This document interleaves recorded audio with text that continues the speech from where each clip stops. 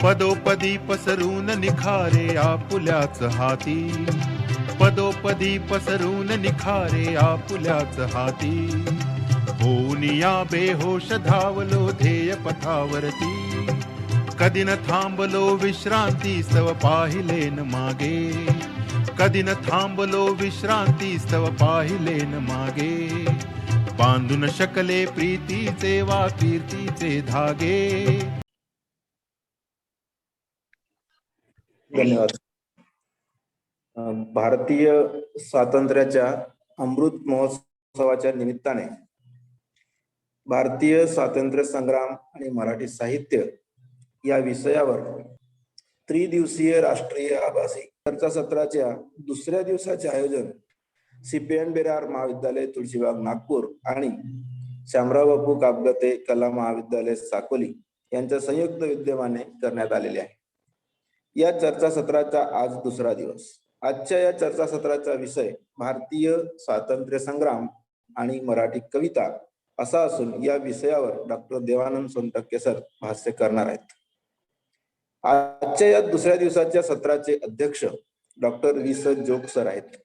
हे प्रख्यात मार्क्सवादी, आंबेडकरवादी आणि सावरकरवादी साहित्याचे अभ्यासक आणि लेखक आहेत। यांनी आजच्या या चर्चासत्राचे अध्यक्षस्थान भूषवावे असे मी त्यांना विनंती करतो। या चर्चासत्राचे प्रमुख वक्ते डॉक्टर देवानंद सोनटक्के सर यांनीही आपले स्थान आभासी पद्धतीने का असोना ग्रहण करावे अशी मी त्यांना विनंती करतो। या दुसऱ्या दिवसाच्या कार्यक्रमातील प्रमुख उपस्थिती शामराव बापू कापगते कला महाविद्यालयाचे प्राचार्य डॉक्टर श्रावण कापगते सर यांनीही आपले स्थान ग्रहण करावे अशी मी त्यांना विनंती करतो आणि या सर्व मान्यवरांचे मी शब्दसुमनाने स्वागत करतो। आजच्या या दुसऱ्या दिवसाच्या कार्यक्रमातील प्रमुख पाहुणे डॉक्टर श्रावण कापगते सर, प्राचार्य शामराव बापू कापगते कला महाविद्यालय साकोली यांनी या चर्चासत्रा संदर्भात आपली भूमिका मांडावी अशी मी त्यांना विनंती करतो। स्वातंत्र्याचा अमृत महोत्सव याचे औचित्य साधून भारतीय स्वातंत्र्य संग्राम आणि मराठी साहित्य या विषयावर CPN बेरार महाविद्यालय नागपूर आणि शामराव कापगते कला महाविद्यालय साकोली यांच्या संयुक्त विद्यमाने हा 3 दिवसीय राष्ट्रीय आभासी चर्चासत्र या ठिकाणी आयोजित करण्यात आलेले। या 3 दिवसीय आभासी चर्चासत्र चे उद्घाटक माननीय श्रीपाल सबनीस, प्रसिद्ध साहित्यिक, माजी अध्यक्ष अखिल भारतीय मराठी साहित्य संमेलन पुणे यांच्या हस्ते काल पार पडलेले। तसेच या उद्घाटन सोहळ्याचे अध्यक्ष मेजर जनरल श्री देवसर हे होते।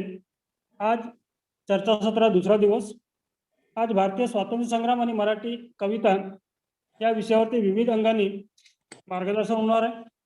आजच्या या चर्चासत्राचे प्रमुख वक्ते डॉक्टर देवानंद सोनटक्के, DP भोसले महाविद्यालय कोरेगाव हे आहेत। तर या चर्चासत्राचे अध्यक्ष आदरणीय डॉक्टर V.S. जोग सर आहेत, प्रख्यात साहित्यिक आहेत। त्याचबरोबर CPN बेरार महाविद्यालयाचे प्राचार्य डॉक्टर मिलिंद बाराते सर, या चर्चासत्राचे आयोजक संयोजक डॉक्टर कुलकर्णी सर, डॉक्टर कटरे सर, सहसंयोजक डॉक्टर वडिखाय मॅडम उपस्थित आहेत। त्याचबरोबर या चर्चासत्राला प्रामुख्याने उपस्थित असलेले मराठी आणि इतर विषयाचे सर्व प्राध्यापक मंडळी आणि विद्यार्थी।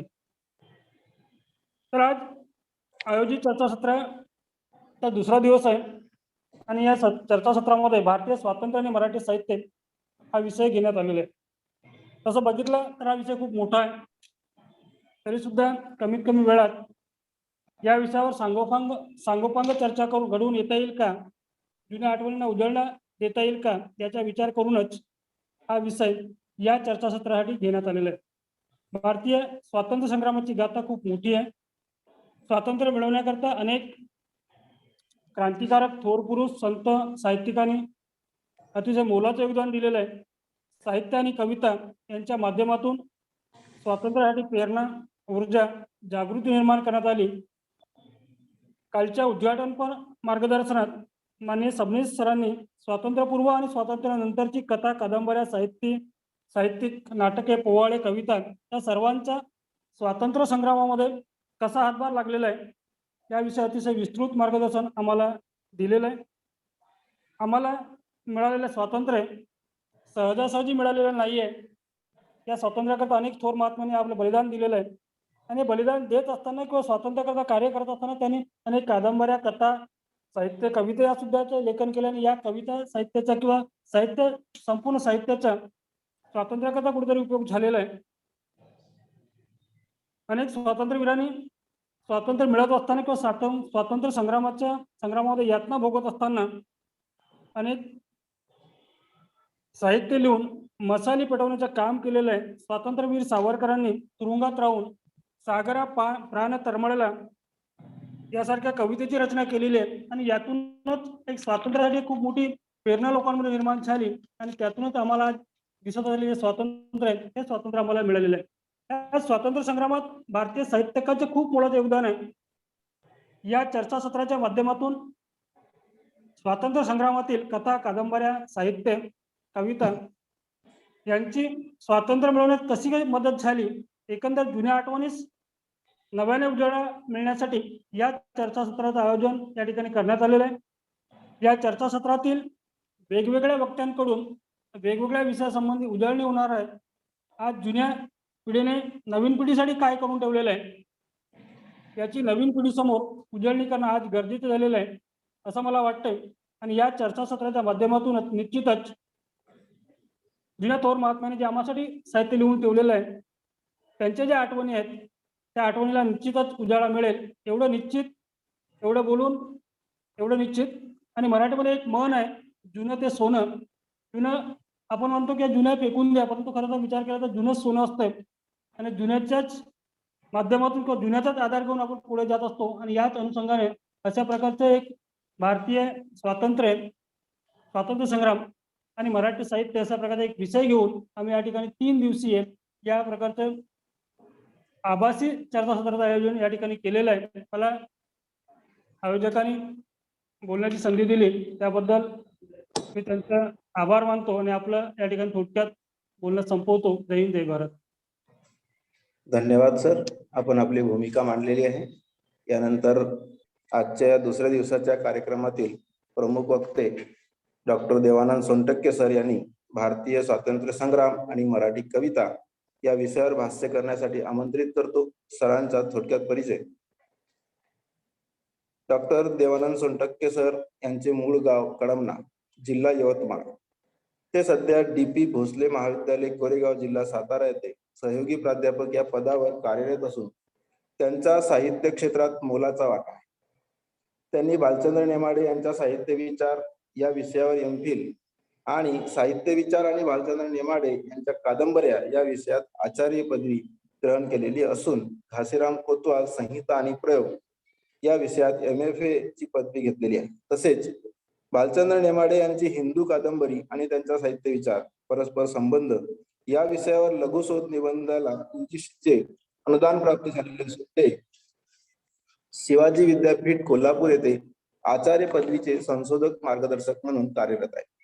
त्यांनी सामर्थ्याचा स्वर, समीक्षेचा अंतःस्वर, समीक्षेची अपरूपे, कवितेचा अंतःस्वर, नवोत्तर मराठी कविता, भालचंद्र नेमाडे कादंबरी आणि साहित्य विचार परस्पर संबंध इत्यादी ग्रंथसंपदा त्यांच्या नावावर असून त्यांनी अनेक संपादने केलेली आहेत.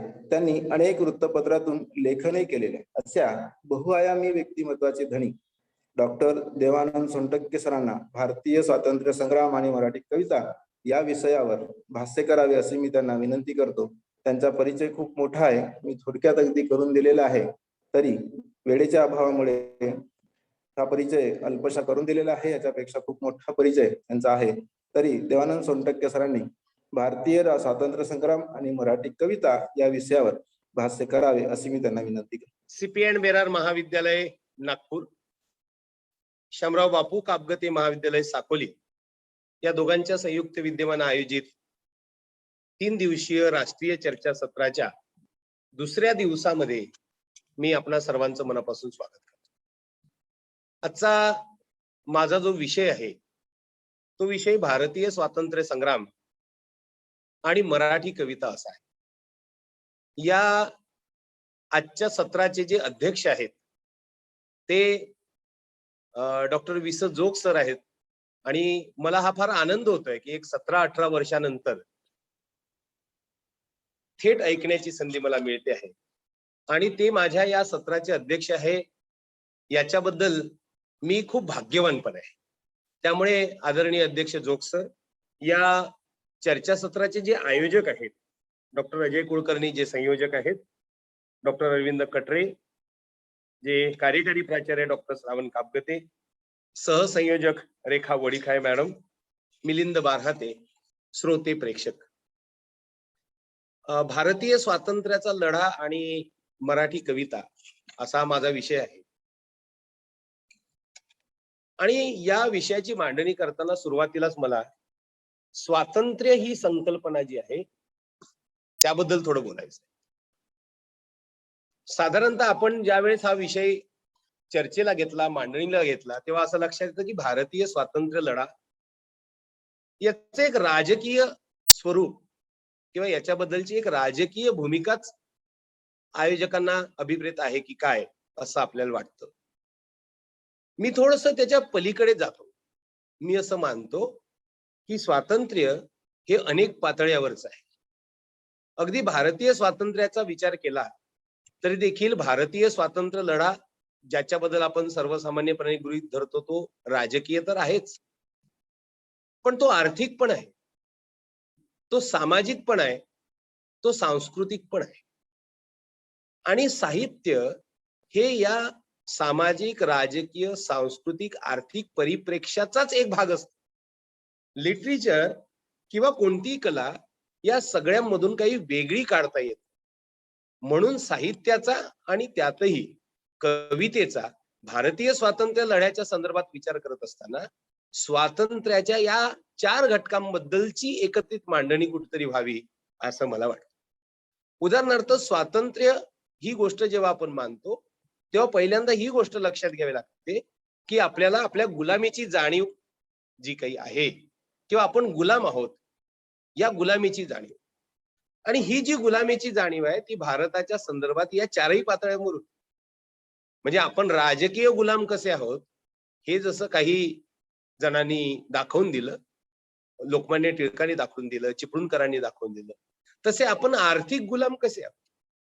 आपण ब्रिटिशांच्या विरुद्ध लढा देऊन हे स्वातंत्र्य मिळवलं, पण या ब्रिटिशांनी आपलं एक आर्थिक शोषण कसं केलं हे दादाभाई नौरोजी, न्यायमूर्ती रानडे, महात्मा गांधी, लोकहितवादी या आर्थिकतेची गांधींनी तर नुसतीच मांडणी केली नाही. गांधींनी काय केलेलं आहे तर गांधींनी या आर्थिकतेचे पर्याय दिलेले आहे आणि हे नुसतं गांधीपर्यंत पोहोचलं नाही. आपण असं पाहूया, म्हणजे लोकमान्य टिळकांनी ज्या वेळेस त्यांची चतुसूत्री सांगितली त्याच्यामध्ये एक चतुसूत्री काय आहे, राष्ट्रीय शिक्षण तर आहेच पण एक आहे स्वदेशी. आणि मग ही जी स्वदेशी आहे तीच महात्मा गांधींनी पुढे चालवली. आणि हे स्वदेशी का, तर त्याचं कारण आपल्या आर्थिक गुलामगिरीची जाणीव करून देणे आणि ब्रिटिशांनी आपल्यावर लादलेल्या आर्थिक गुलामगिरीतून बाहेर पडण्याचा मार्ग सुचवला. टिळकांनी जाणीव करून दिली आणि बहिष्काराचं तंत्र वापरलं. सावरकर त्याच्यामध्ये होते. गांधींनी मात्र त्याला एक पुढचा पर्याय दिला. आम्ही मीठ स्वतः तयार करू, आम्ही सूत तयार करू. म्हणजे गांधीजींच्या स्वातंत्र्य लढ्याच्या संदर्भात आपण जर कवितेचाच उल्लेख करायचा झाला तर चरखा चला चला के लेंगे स्वराज्य लेंगे. आता चरखा चालवून स्वराज्य कसं काय मिळवू शकतं किंवा स्वराज्य मिळवण्याच्या भूमिकेमध्ये कविता कशी काय येते हो, तर कविता ही भारतीय समाजाची आर्थिक शोषणाच्या बद्दलची जाणीव जागृती करत होती आणि राजकीय चळवळी त्यावेळेच्या चळवळी जी आहे ती एक प्रात्यक्षिक भूमिका घेतो. म्हणजे कवितेचं काम काय आहे तर जनमानसामध्ये जाणीव निर्माण करून देणं, म्हणजे साहित्याचं, पण माझा विषय कविता असल्यामुळे मी कवितेबद्दल बोलतो. आणि चळवळींचं काम काय आहे तर प्रत्यक्ष जाणीव जागृती करणे. आर्थिकतेच्या बद्दल जसं ब्रिटिशांच्या आगमनानंतर आपल्याकडे आर्थिक गुलामगिरीची जाणीव करून देण्याची प्रक्रिया सुरू झाली, तशी आपल्याकडे एक सांस्कृतिक गुलामगिरी कशी आहे?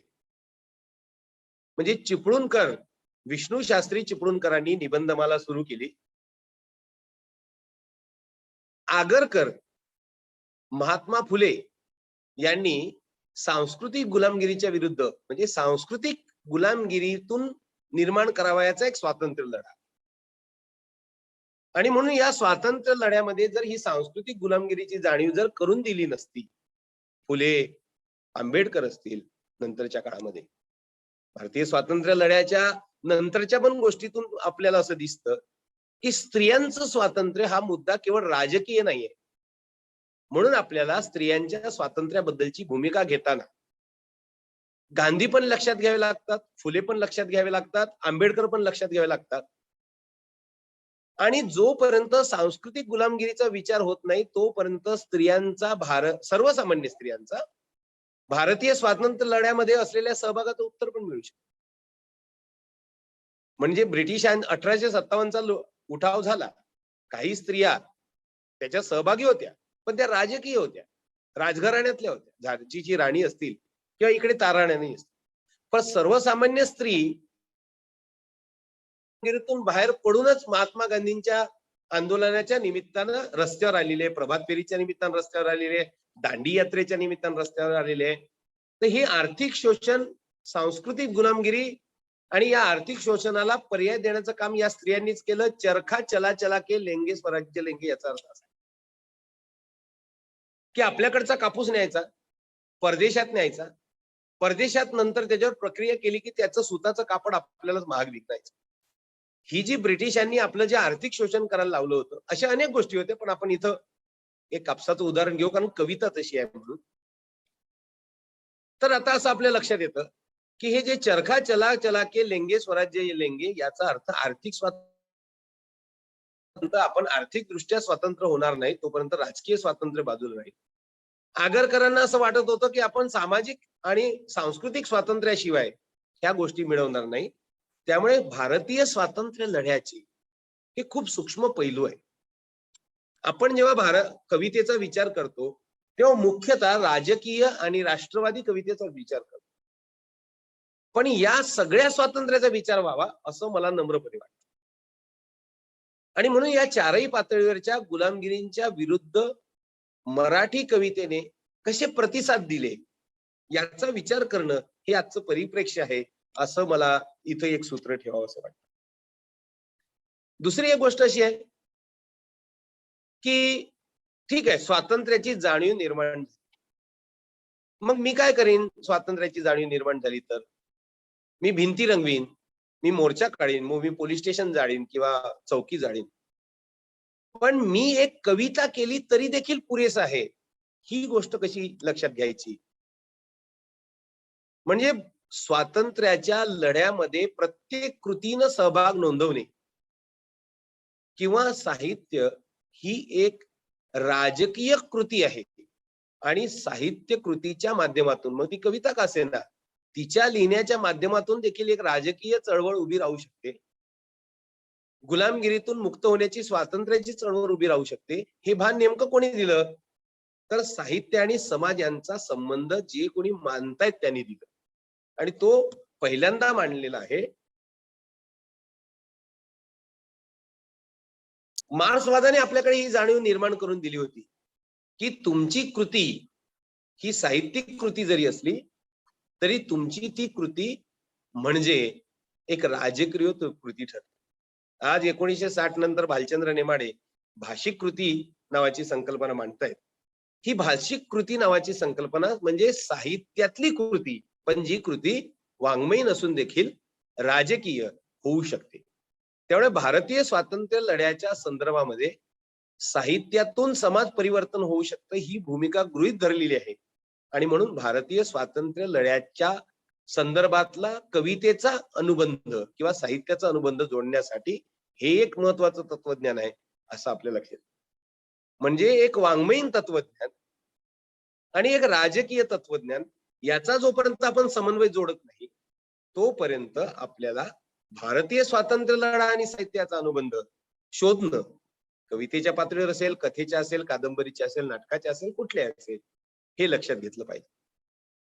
म्हणजे मी एक नाटक लिहितो आणि मग हे स्वातंत्र्याचं आंदोलन होतं.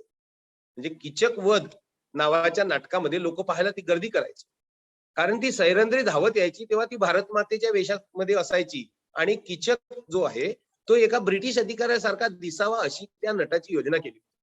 म्हणजे साहित्याची कृती जी आहे ती साहित्याची कृती स्वातंत्र्याची प्रेरणा कशी बनते, तर साहित्य आणि समाज याचं नातं आहे. सामाजिक परिवर्तन हे साहित्यातून होत असते. ही भूमिका जोपर्यंत लक्षात घेतली जाऊ शकत नाही तोपर्यंत या साहित्याचा अन्वयार्थ लागू शकतो. आता असं आपल्याला लक्षात येतं की ब्रिटिश काल जो आहे आपल्याकडे 1818 ला ब्रिटिश आले. साधारणतः इंग्रजी शिक्षण त्यांनी सुरू केलं, नंतर तारा, टेलिफोन वगैरे वगैरे झालं. 1860 ला मुंबई विद्यापीठाची स्थापना झाली. आपल्याला असं लक्षात येतं की साधारणतः 1877 ते 1885च्या दरम्यान मुद्रण कला म्हणजे आपल्या लेखनाच्या किंवा याच्या संदर्भात महत्वाची गोष्ट असलेली मुद्रण कला आली, छापखाने तयार झाले, छापला जाऊ लागले. आणि हा काळ अतिशय महत्वाचा काळ कोणाचा असेल तर विष्णू शास्त्री चिपळूणकर, की त्यांनी निबंधमाला सुरू केली. आणि विष्णू शास्त्री चिपळूणकरांनी एक प्रकार सुरू केला अन्योक्ती नावाचा. म्हणजे संबंधित असलेली कविता ही रूपकात्मक होती, प्रतिकात्मक होती. फळे मधुर खावया असती नित्य मेवे तसे, हिरे जडित सुंदरी कनक पंजरी ही वसे, अहर्निश तथापि तो शुक मनात दुःखे झरे, स्वतंत्र मनोवृत्तीच्या घडाघडी सुखाते स्मरे. की एक पोपट हा पिंजऱ्यात आहे, पिंजरा सोन्याचा आहे, पण त्याला स्वातंत्र्याची जाणीव आहे. या पिंजऱ्यातील पोपटाच्या वृत्तीच्या माध्यमातून एक राष्ट्रीय जाणीवेचं काव्य निर्माण करायला सुरुवात झाली. चिपळूणकरांच्या काळामध्ये लोकहितवादी होते, रानडे होते, भांडारकर होते, हे देखील सार्वजनिक जीवनात. म्हणजे रानडे, भांडारकर यांची सार्वजनिक जीवनाची चळवळ एकीकडे सुरू होती, दुसरीकडे चिपळूणकर हे निबंधमालेतून लेख लिहित होते. स्वाभिमान, राष्ट्रीय बाणा, लढाऊ बाणा, भारतीय स्वातंत्र्याची इच्छा निर्माण करणे, स्वाभिमान, या सगळ्या गोष्टी निर्माण केल्या त्या चिपळूणकरांनी निर्माण केल्या. आणि मग ही स्वाभिमानी, हीच राष्ट्रीय वृत्ती किंवा हाच कवितेमध्ये म्हणजे काव्य, राष्ट्रवादी काव्य निर्माण होण्यासाठीचा हा कालखंड 1874 ते 1885चा. आणि 1885 पासूनचा पुढचा कालखंड देखील मराठी साहित्यामध्ये खूप सुवर्ण युगाचा कालखंड आहे. चिपळूणकरांनी निबंधमालेमध्ये एक शेवटचा लेख लिहिलेला आहे. काय लेख आहे तो, तर आमच्या देशाची स्थिती नावाचा. आणि त्या लेखामधून त्यांनी राष्ट्रवाद, स्वभाषा, स्वदेशाबद्दलची विचारसरणी, आजच्या राज्यकर्त्यांची स्थिती, राजे रजवाड्यांची स्थिती, सामान्य लोकांची स्थिती, त्याच्यातून स्वाभिमान, राष्ट्रीय विचारसरणी, राष्ट्रवादी संप्रदायाचं बीज त्यांनी नेमलं. म्हणजे जी सार्वजनिक जीवनामध्ये राष्ट्रवादाची चळवळ चालू होती तिला साहित्यामधून राष्ट्रीय बाणा आणून देण्याचं काम कोणाचं असेल तर चिपळूणकरांचं. हा चिपळूणकरांचा बाणा पुढे टिळक आणि आगरकर यांच्यामध्ये दिसतो. टिळकांनी पण लेखन केलं, आगरकरांनी लेखन केलं. आता याचा साहित्याशी संबंध जोडायचा म्हणजे विशेषतः कवितेशी संबंध जर जोडायचा असेल तर हे जे प्रबोधनाचं युग आहे 1874 ते 1885च, या प्रबोधनाच्या युगाचा परिणाम एका संवेदनशील विद्यार्थ्यावर होत होता. त्याचं नाव आहे केशवसूत. म्हणजे 1885 पासून पुढे केशवसूत येतशी होती. चिपळूणकरांच्या असतील, रानड्यांच्या असतील, लोकहितवाद्यांच्या असतील, यांच्या माध्यमातून कशी होती ही समजून घेतल्याशिवाय केशवसूतांच्या पासून पुढचा जोडी गंमत म्हणजे हे केशवसूत म्हणजे ज्याचा गुरु हा राष्ट्रीय बाण्याचा, ज्याच्या गुरुकडे हा स्वाभिमान, हे तेज, ही राष्ट्रवृत्ती आहे, त्यांचा परिणाम केशवसुतांच्या मनावर होणं क्षण 1860 ला ती स्थापना झाली. त्यामुळे त्या विद्यापीठात शिक्षण घेणाऱ्या ह्या सगळ्या तरुणांना इंग्रजी कविता शिकता आली, इंग्रजी साहित्य शिकता आलं. आणि मग त्याच्यातून इंग्रजी साहित्यामध्ये असलेला रोमॅन्टिसिझम, स्वच्छंदतावाद हा आपल्याकडे अवतरला. म्हणजे 1885, म्हणजे मी मगाशी सांगितलं 1874 ते 1885 राष्ट्रवादाचा काळ, आणि 1885 पासून ही आपल्याकडे कविता येते आहे. तर ती कविता 1885 नंतर येते आहे, ती स्वच्छंदतावादी कविता. आता स्वच्छंदतावाद आणि थेट कविता साहित्य याचा संबंध कसा जोडतो? तर हा जो त्या स्वच्छंदवादाची 4 वैशिष्ट्ये डॉक्टर दबी कुलकर्णी सांगितली. पहिलं वैशिष्ट्य काय सांगितलेलं आहे की स्वच्छंदतावादामध्ये व्यक्ती स्वातंत्र्याला महत्व आहे, व्यक्तिवादाला महत्व आहे, कवीची प्रवृत्ती आणि कवीचे व्यक्तिमत्वाला महत्व आहे, कवीचा आत्माविष्कार आणि कवीचे स्वातंत्र्य. आता हे केशवसूत आणतायत, त्याच्या अगोदरचं मराठी काव्य काय होतं त्याच्याबद्दल थोडस एक निरीक्षण मला तुमच्या समोर मांडावं. वसंत आबाजी डहाके यांनी असं म्हटलेलं आहे की महात्मा फुले आणि मोरेश्वर कुंटे, ममो कुंटे हे जर सोडले तर केशवसूत पूर्वकालीन कविता ही भाषांतर वजा होती, अनुकरणात्मक होती, आणि खरी कविता ही महात्मा फुल्यांनी आणि ममो कुंट्यांनी मांडली. पण कुंट्यांनी भारतीय स्वातंत्र्याच्या प्रेरणेसाठी कोणतं प्रतीक वापरलेलं आहे? फुल्यांनी आपला स्वाभिमान आणि आपला बाणा आणि आपली राजकीय स्वातंत्र्य किंवा त्याच्याबद्दलच्या चळवळीसाठी कोणता प्रतीक वापरलेला आहे? तर तुमचं असं लक्षात येईल की त्यावेळेस बंगालमध्ये देखील हा उठाव चाललेला होता. म्हणजे आपण लाल बाल पाल म्हणतो, इथं टिळक आहेत आपल्याकडे, तिकडे बिपिनचंद्र पाल आहेत, आणि महाराष्ट्र आणि बंगाल आहे की भारतीय स्वातंत्र्यासाठी यांनी एक अग्रणी भूमिका घेतलेली आहे. तिकडे असं आपल्याला दिसतं, म्हणजे छत्रपती शिवाजी महाराज ही भारतीय स्वातंत्र्याची प्रेरणा होती, आणि आपल्याला असं दिसतं की बंगालमध्ये महाराष्ट्रातल्या शिवाजी महाराजांबद्दल कविता लिहिलेली आहे ती रवींद्रनाथ टागोरांनी बंगाली कविता लिहिलेली आहे. शिवाजीच्या बाबतीमध्ये असं सांगितलेलं आहे की शिवाजी हे महाराष्ट्रातले राजे होते आणि गुलामगिरीच्या विरुद्ध स्वतः एका राजकीय सत्तेमध्ये त्यांचे वडील असताना सुद्धा, म्हणजे चाकर असताना सुद्धा एक बंडखोरी घेतली. की शिवाजीची ही प्रेरणा इतर राज्यांना मिळाली, राजपुतांना मिळाली, मध्य प्रदेशातल्या राजांना मिळाली की आपण देखील एक उठाव केला पाहिजे, आणि ही प्रेरणा 1857 पर्यंत टिकली. हे लक्षात घेतलं पाहिजे ना. म्हणजे जी प्रेरणा शिवाजीची होती तीच नंतर तात्या टोपे, झाशीची राणी यांच्यापर्यंत आपल्याला दिसते. एका प्रदेशामध्ये प्रादेशिक दृष्ट्या स्वातंत्र्य मिळवण्याची प्रेरणा असलेला राजा निर्माण होणं ही इतर राज्यांसाठी प्रेरणा होती. म्हणून आपल्याला असं दिसतं की रवींद्रनाथ टागोरांपासून स्वातंत्र्याच्या प्रेरणेचं प्रतीक म्हणून शिवाजी वापरले गेले, आणि इकडे कुंटे यांनी राजा शिवाजी हे काव्य लिहिलेलं आहे. महात्मा फुलेंनी राजा शिवाजीचा पोवाडा लिहिलेला आहे, आणि सावरकरांनी देखील शिवाजी महाराजांचा हे हिंदू नृसिंहा प्रभो शिवाजी राजा हे काव्य लिहिलं. म्हणजे भारतीय स्वातंत्र्य लढ्याच्या योगदानामध्ये कवितेचं जे योगदान आहे ते लक्षात घेताना आपण हे पाहिलं पाहिजे की काही राष्ट्रीय प्रतीक आणि काही राष्ट्रीय पातळीवरची प्रेरणा देण्याचं काम देखील महाराष्ट्रातल्या काही काव्यांनी आणि त्यातल्या प्रतीकांनी म्हणजे शिवाजी महाराजांनी केलं. आणि म्हणून कुंटे आणि फुले हे दोन कवी जर सोडले तर बाकीचे कवी हे फक्त भाषांतर आणि अनुकरण, ब्रिटिशांचं अनुकरण या पातळीवरचे होतोय, असं वसंत आबाजी डहाके यांनी म्हटलं. म्हणजे 1885 पर्यंत हा क्षीण प्रवाह दिसतो आपल्याला, 1885 मध्ये मात्र स्वच्छंदता वाद आलेला आहे आणि स्वच्छंदता वादाने मगाशी तुम्हाला सांगितल्याप्रमाणे 4 गोष्टीवर भर दिलेला आहे. एक म्हणजे कवीचं स्वातंत्र्य, कवीचं व्यक्तिमत्व, कवीचा आत्माविष्कार आणि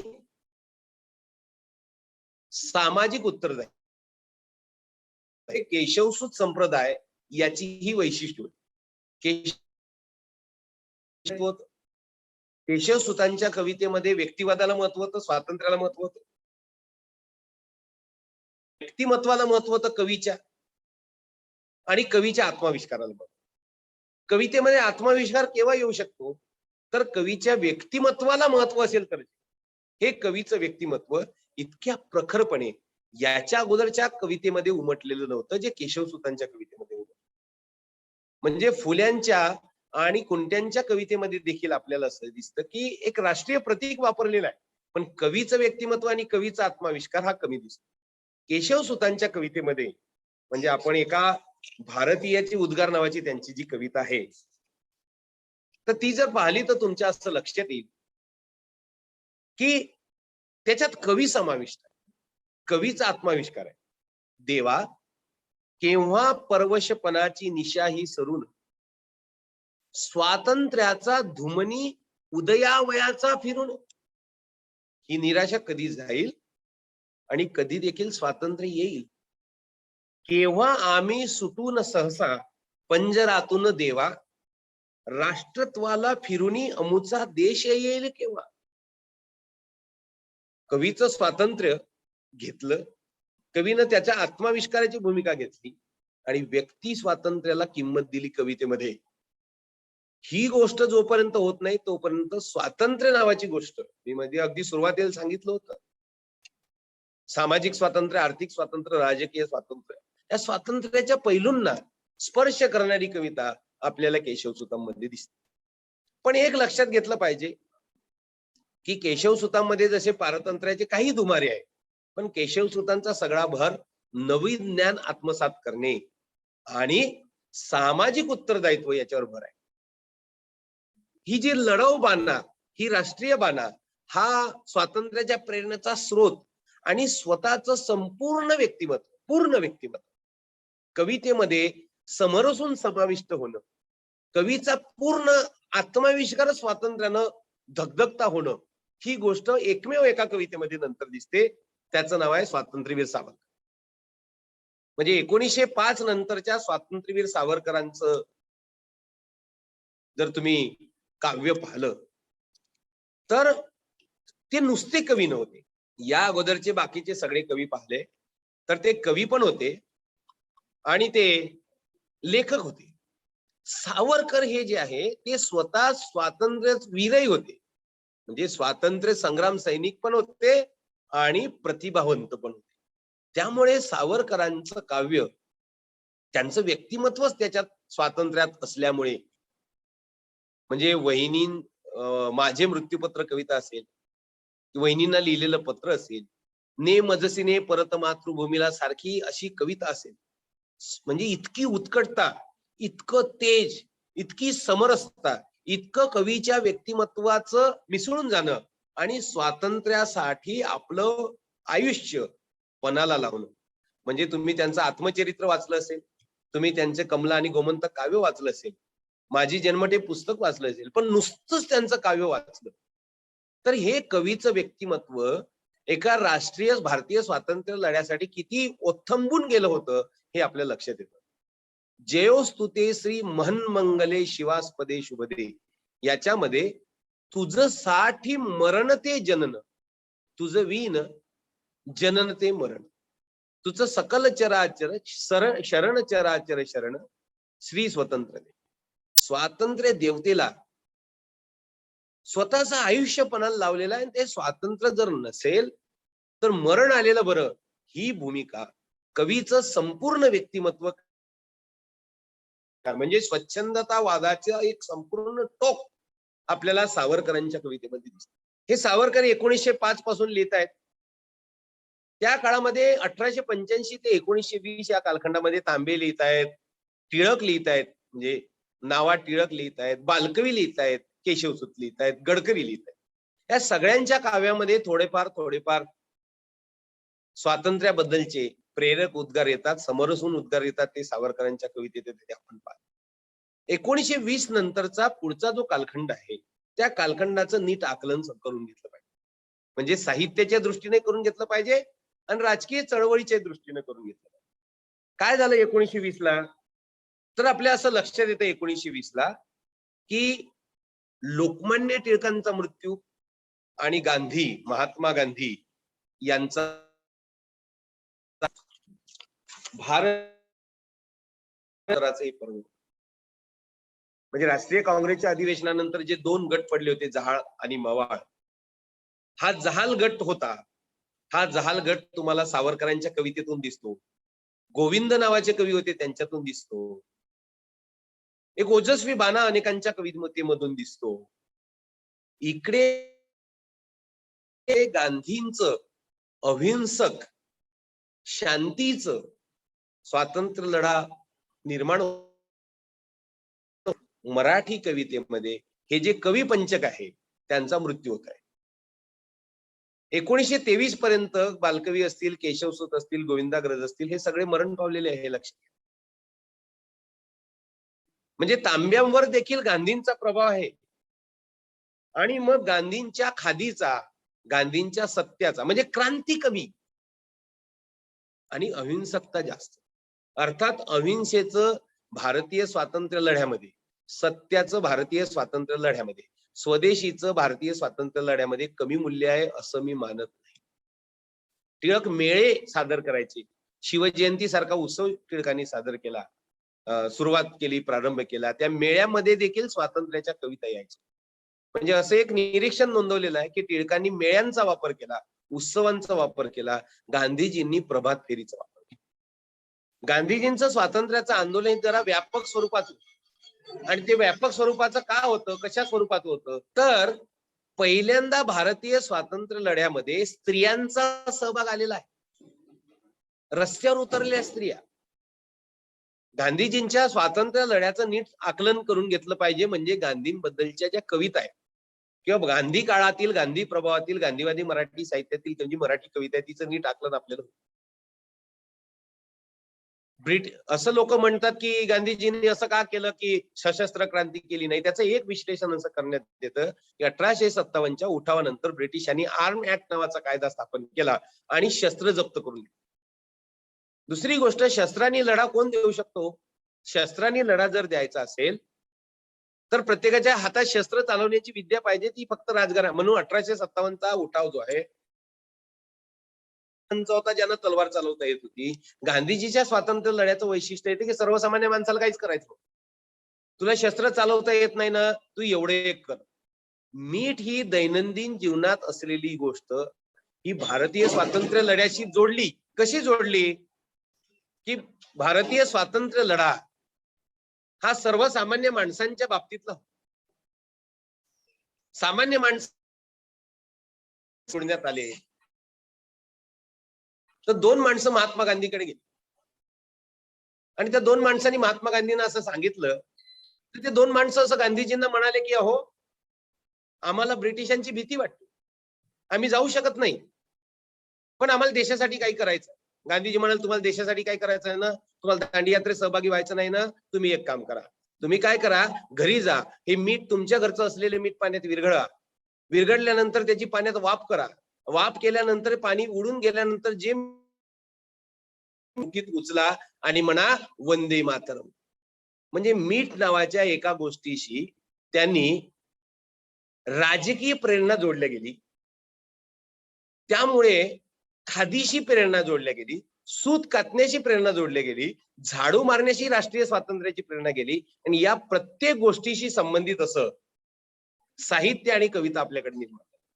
म्हणजे मी मगाशी म्हणालो तशी काही गाणी जर, कविता जर तुम्ही पाहिल्या, अरे हे गांधींची टकळी इंग्रजांच्या बोकांडी बसली. टकळी काय? तर जे सूत ज्याच्यावर कातलं जातं ती एक लाकडाची गोष्ट, पण ही लहानशी टकळी ही ब्रिटिशांच्या डोक्यावर बसणार आहे. ही एक प्रेरकता कवितेमधून निर्माण करण्याचं काम या काळात झालेलं आहे. आणि ती कशी होती प्रेरकता कशी होती ते लक्षात घ्या भारतीय स्वातंत्र्याच्या संदर्भातली. तर चरखा चला चला के लेंगे स्वराज्य नाही, किंवा यांची एक कविता होती बोरकरांची आहे किंवा तांब्यांची एक कविता आहे. तुझ्या गुणांची गगन देवता नवशशीचा चरखा फिरवणी स्वर्गी सूत कातते. कविता महात्मा गांधींच्या या आंदोलनाचा मराठी कवितेवर खूप प्रभाव पडलेला आहे. पण तेवढा ब्राना किंवा स्वातंत्र्य व्यक्तिमत्व किंवा युगप्रवर्तक कविता निर्माण झालेला नाही हेही लक्षात घेतलं पाहिजे. पण प्रभाव जास्त आहे. जहालमतवादी चळवळीचा जो प्रभाव आहे त्याच्यातून युगप्रवर्तक कवी निर्माण झाले, प्रभावी व्यक्तिमत्वाचे कवी निर्माण झाले, राष्ट्रीय पाण्याचे कवी निर्माण झाले. सावरकरांसारखा ओजस्वी असा कवी पुढे आला. गांधीवादी साहित्यानंतर आपल्याला असं दिसत नाही, पण सर्व कवींची संख्या वाढली, परीघ वाढला, व्यापकता वाढली आणि बहुजन समाजाच्या माणसांचा सहभाग वाढला, स्त्रियांचा सहभाग वाढला. यदुनाथ थत्ते, साने गुरुजी यांच्यासारखी सर्वसामान्य माणसं जी क्रांतिकारी लढाऊ बांधण्याची नसली तरी यांनी एक देशव्यापी भूमिका आणि एक मोठं आंदोलन निर्माण केलं. म्हणजे गांधीजींनी वर्तुळ वाढवलं तर टिळकांनी त्याची उंची वाढवली. गांधी आणि टिळक नीटशे समजून घेतल्याशिवाय आपल्याला मराठी कवितेतल्या या भारतीय स्वातंत्र्य लढ्याच्या प्रतिबिंबाचं नीटचं स्वरूपाचं आकलन होणार नाही असं मला वाटतं. प्रेमा कंटक आणि गोमल कुलकर्णी यांनी एक दुसरं निरीक्षण नोंदवलेलं आहे. ते असं निरीक्षण नोंदवलेलं आहे की मराठी कवितेमध्ये गांधींच्या युगाच्या काळामध्ये, गांधी युगामध्ये म्हणजे साधारणतः 1920 ते 1935च्या कालखंडामध्ये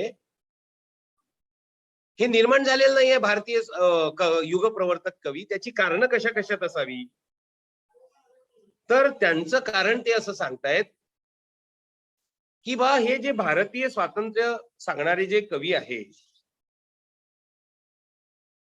त्याचं कारण असं होतं की गांधीवाद की मार्क्सवाद. म्हणजे कवितेवर प्रभाव निर्माण होण्यासाठी, काव्य निर्माण होण्यासाठी त्या तत्वज्ञानाचा जो द्वंद्व आहे त्याचाही परिणाम मराठी कविता ही स्वातंत्र्य लढ्यामध्ये गांधींच्या काळामध्ये तेवढी ओजस्वी झाली नाही. त्याचं कारण काय असेल, त्याची एक चिकित्सा वसंताबाजी डाके, प्रेमा कंटक, गोमल कुलकर्णी करतायत. दुसरी गोष्ट, हे सामान्यांचं युग होतं गांधीजींचं, त्याची मगाशी आपण चर्चा केलेली आहे. तिसरी गोष्ट, महाराष्ट्राची म्हणजे काही वेळेला आपल्याला असं दिसतं भारतीय स्वातंत्र्य लढ्याचं केंद्र बंगालमध्ये आहे आणि महाराष्ट्रातील स्वातंत्र्य लढ्याचं, भारतातील स्वातंत्र्य लढ्याचं केंद्र महाराष्ट्र होतं. गांधीजी नंतर हे केंद्र कुठेतरी दुसरीकडे सरकलं गेलं. मराठी राजकारणाचा त्याच्यातला सहभाग कमी झाला, राजकारणाचं मराठी केंद्र कमी झालं असं आपण म्हणू शकतो. आणि महाराष्ट्रातील बुद्धिवादी जे लोक होते त्यांना जे टिळकांचं आकर्षण होतं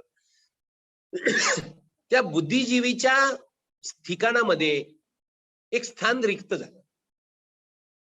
त्या स्थानाची, बुद्धिजीवींच्या मनात असलेल्या स्थानाची पोकळी या काळामध्ये भरून निघालेली नाही.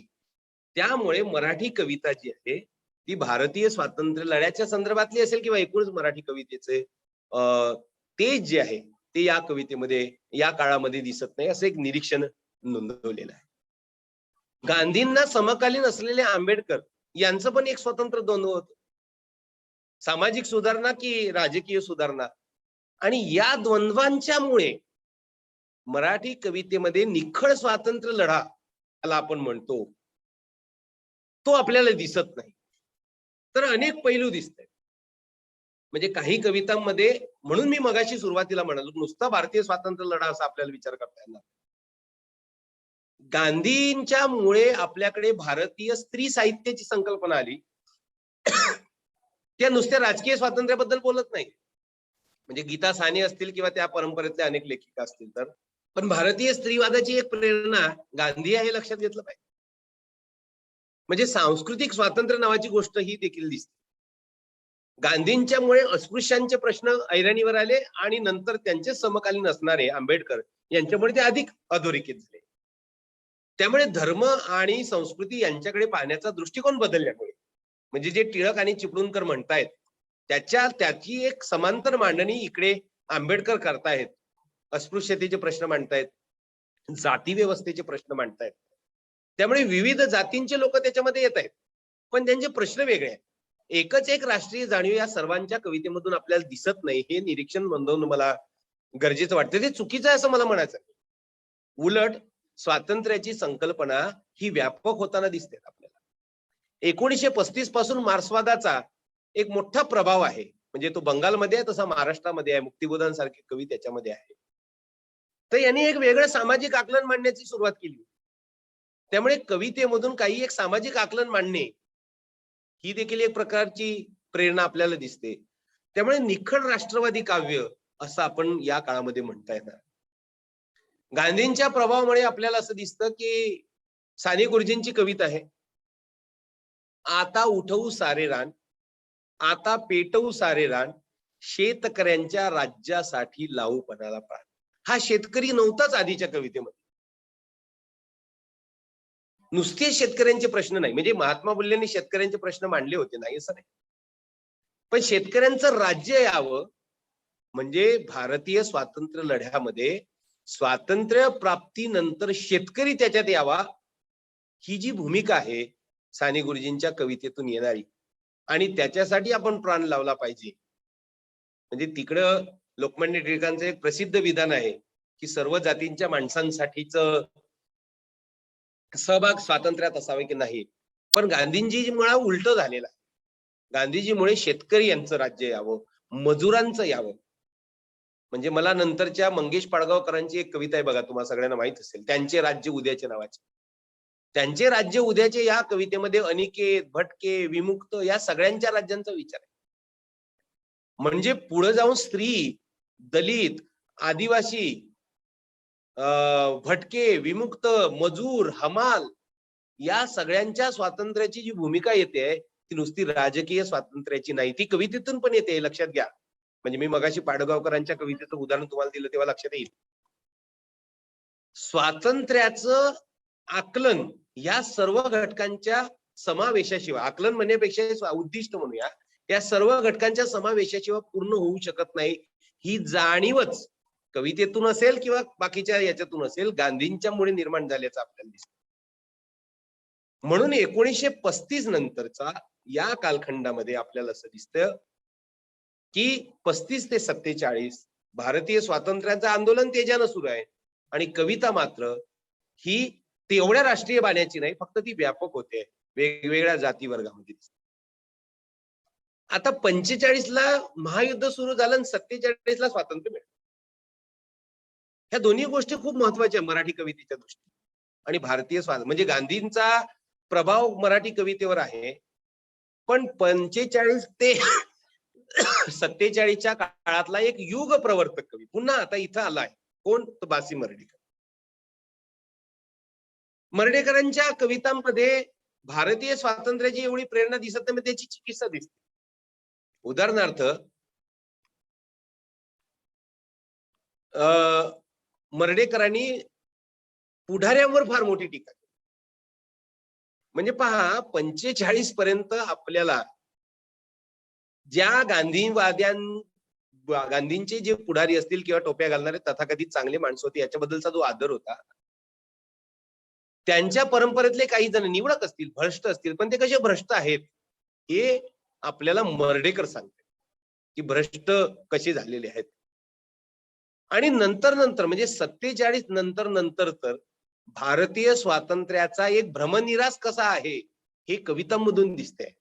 आणि त्याच्यासाठी आपल्याला 70 मराठी कवितेपर्यंत यावं. म्हणजे 1960 नंतरच्या मराठी कवितेमध्ये तुम्हाला काय दिसतं,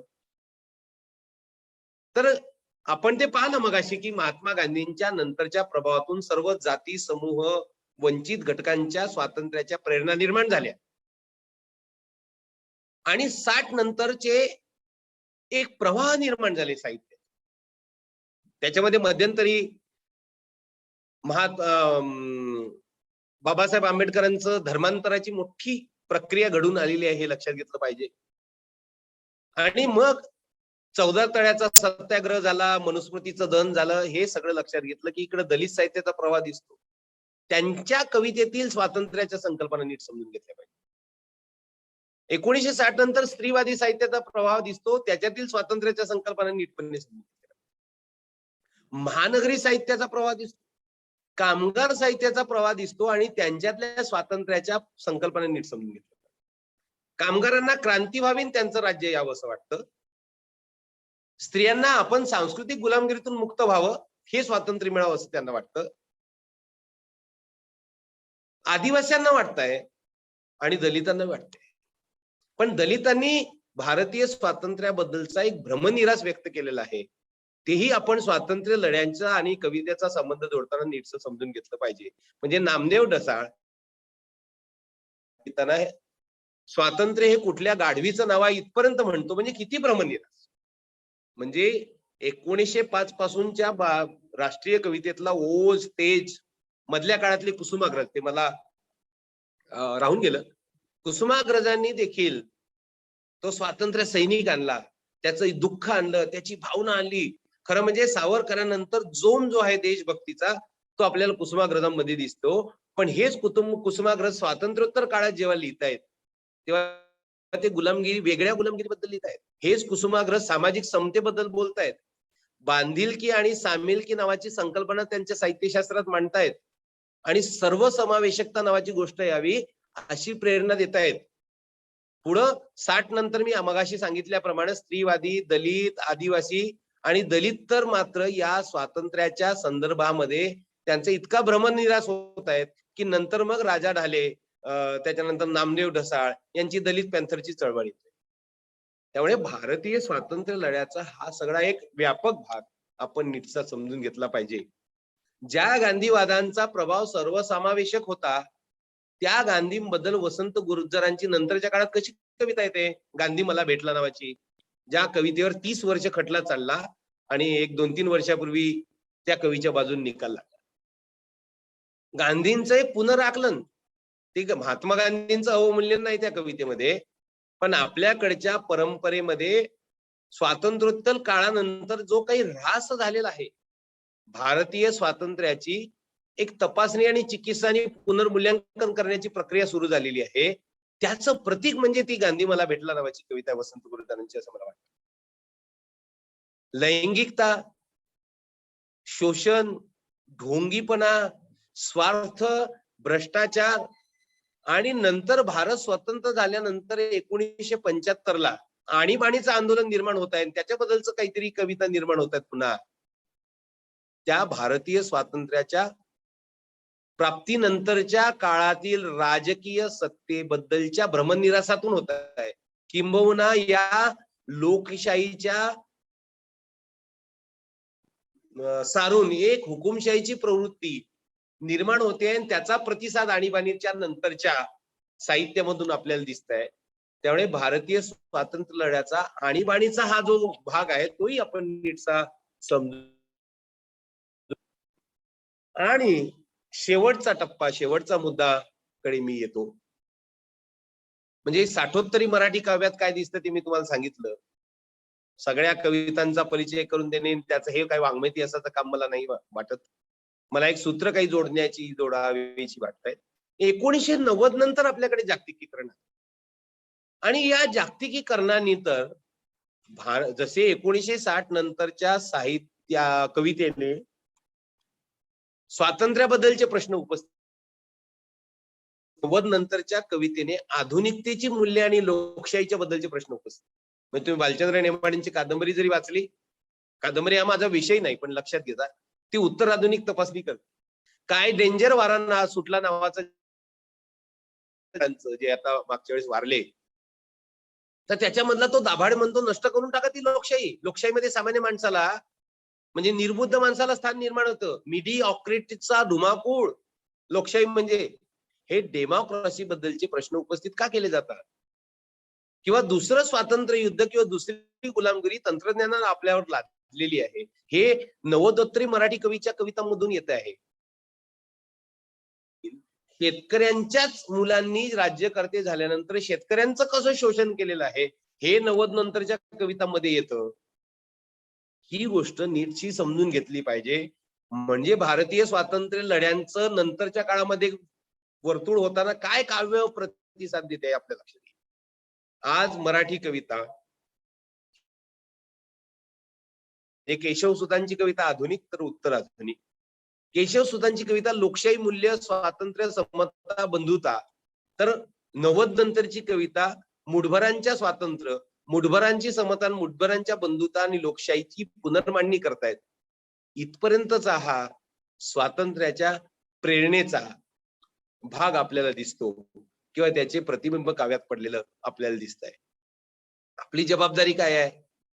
आपली जबाबदारी आजच्या काळामध्ये, चालू काळामध्ये असलेल्या भारतीय स्वातंत्र्याच्या ह्या वेगवेगळ्या प्रकारानं व्यक्त होऊ पाहणाऱ्या आणि वेगवेगळ्या प्रकारांमध्ये विस्कळीत झालेल्या, विस्कळीत म्हणणार नाही मी, म्हणजे मला असं म्हणायचंय वेगवेगळ्या पद्धतीनं प्रस्फुटित होऊ पाहणाऱ्या या सगळ्या प्रकटीकरणाचा नीट आणि साकल्यानं विचार करून आपलं एक काही सामाजिक सांस्कृतिक आकलन मांडता आलं पाहिजे महाराष्ट्राबद्दलचं आणि भारताबद्दलचं. तर या आत्ताच्या आजपर्यंतच्या माझ्या मांडणीबद्दल मला एक समाधान होईल असं मला वाटतं. आपण मला इथं बोलावलं आणि खूप मोठा सन्मान केला, त्याबद्दल मी आयोजकांचे आभार मानतो. मला काही संदर्भ साहित्य जे गरजेचं होतं ते पुरवलं, त्याच्याबद्दल डॉक्टर राजेंद्र नाईकवाडे यांचे देखील मी आभार मानतो. आणि या चर्चासत्राचे उद्या पण त्याच्याबद्दल फार मोठी चर्चा होणार आहे. त्या उद्याच्या वक्त्यांना मी शुभेच्छा देतो.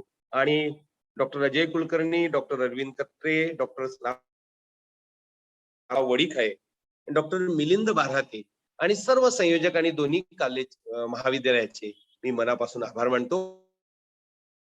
थँक्यू. धन्यवाद सर. अतिशय समर्पक अशा पद्धतीने आपण या ठिकाणी विषय मांडलेला आहे.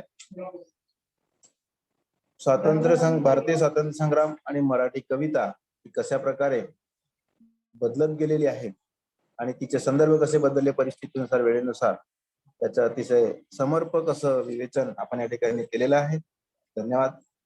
त्यानंतर अध्यक्षीय भाषणासाठी आजच्या या दुसऱ्या दिवसाच्या कार्यक्रमाचे अध्यक्ष गुरुवर्य डॉक्टर वि. स. जोग सर हे विख्यात साहित्यिक असून साहित्याच्या आणि साहित्यिकांच्या स्वभावातील विरोधाभासाचे अभ्यासक असेच म्हणावे लागेल. कारण त्यांच्या अभ्यासाचे विषय कार्ल मार्क्स, स्वातंत्र्यवीर विनायक दामोदर सावरकर, डॉक्टर बाबासाहेब आंबेडकर या तिघांची विचारधारा निराळी, कार्यक्षेत्र निराळे, सामाजिक, राजकीय आणि साहित्यविषयक भूमिका निराळी, हे सर्व स्वतः एक वेगळी विचारधारा देणारे त्यांना आपला अभ्यास विषय जोग सरांनी बनविला. तसेच महाराष्ट्रातील दोन मोठे साहित्यिक आचार्य प्र. के. अत्रे आणि उभा भावे यांचे वैचारिक मतभेद सर्वश्रुत आहेत, हेही त्यांचे अभ्यास विषय राहिलेले आहेत.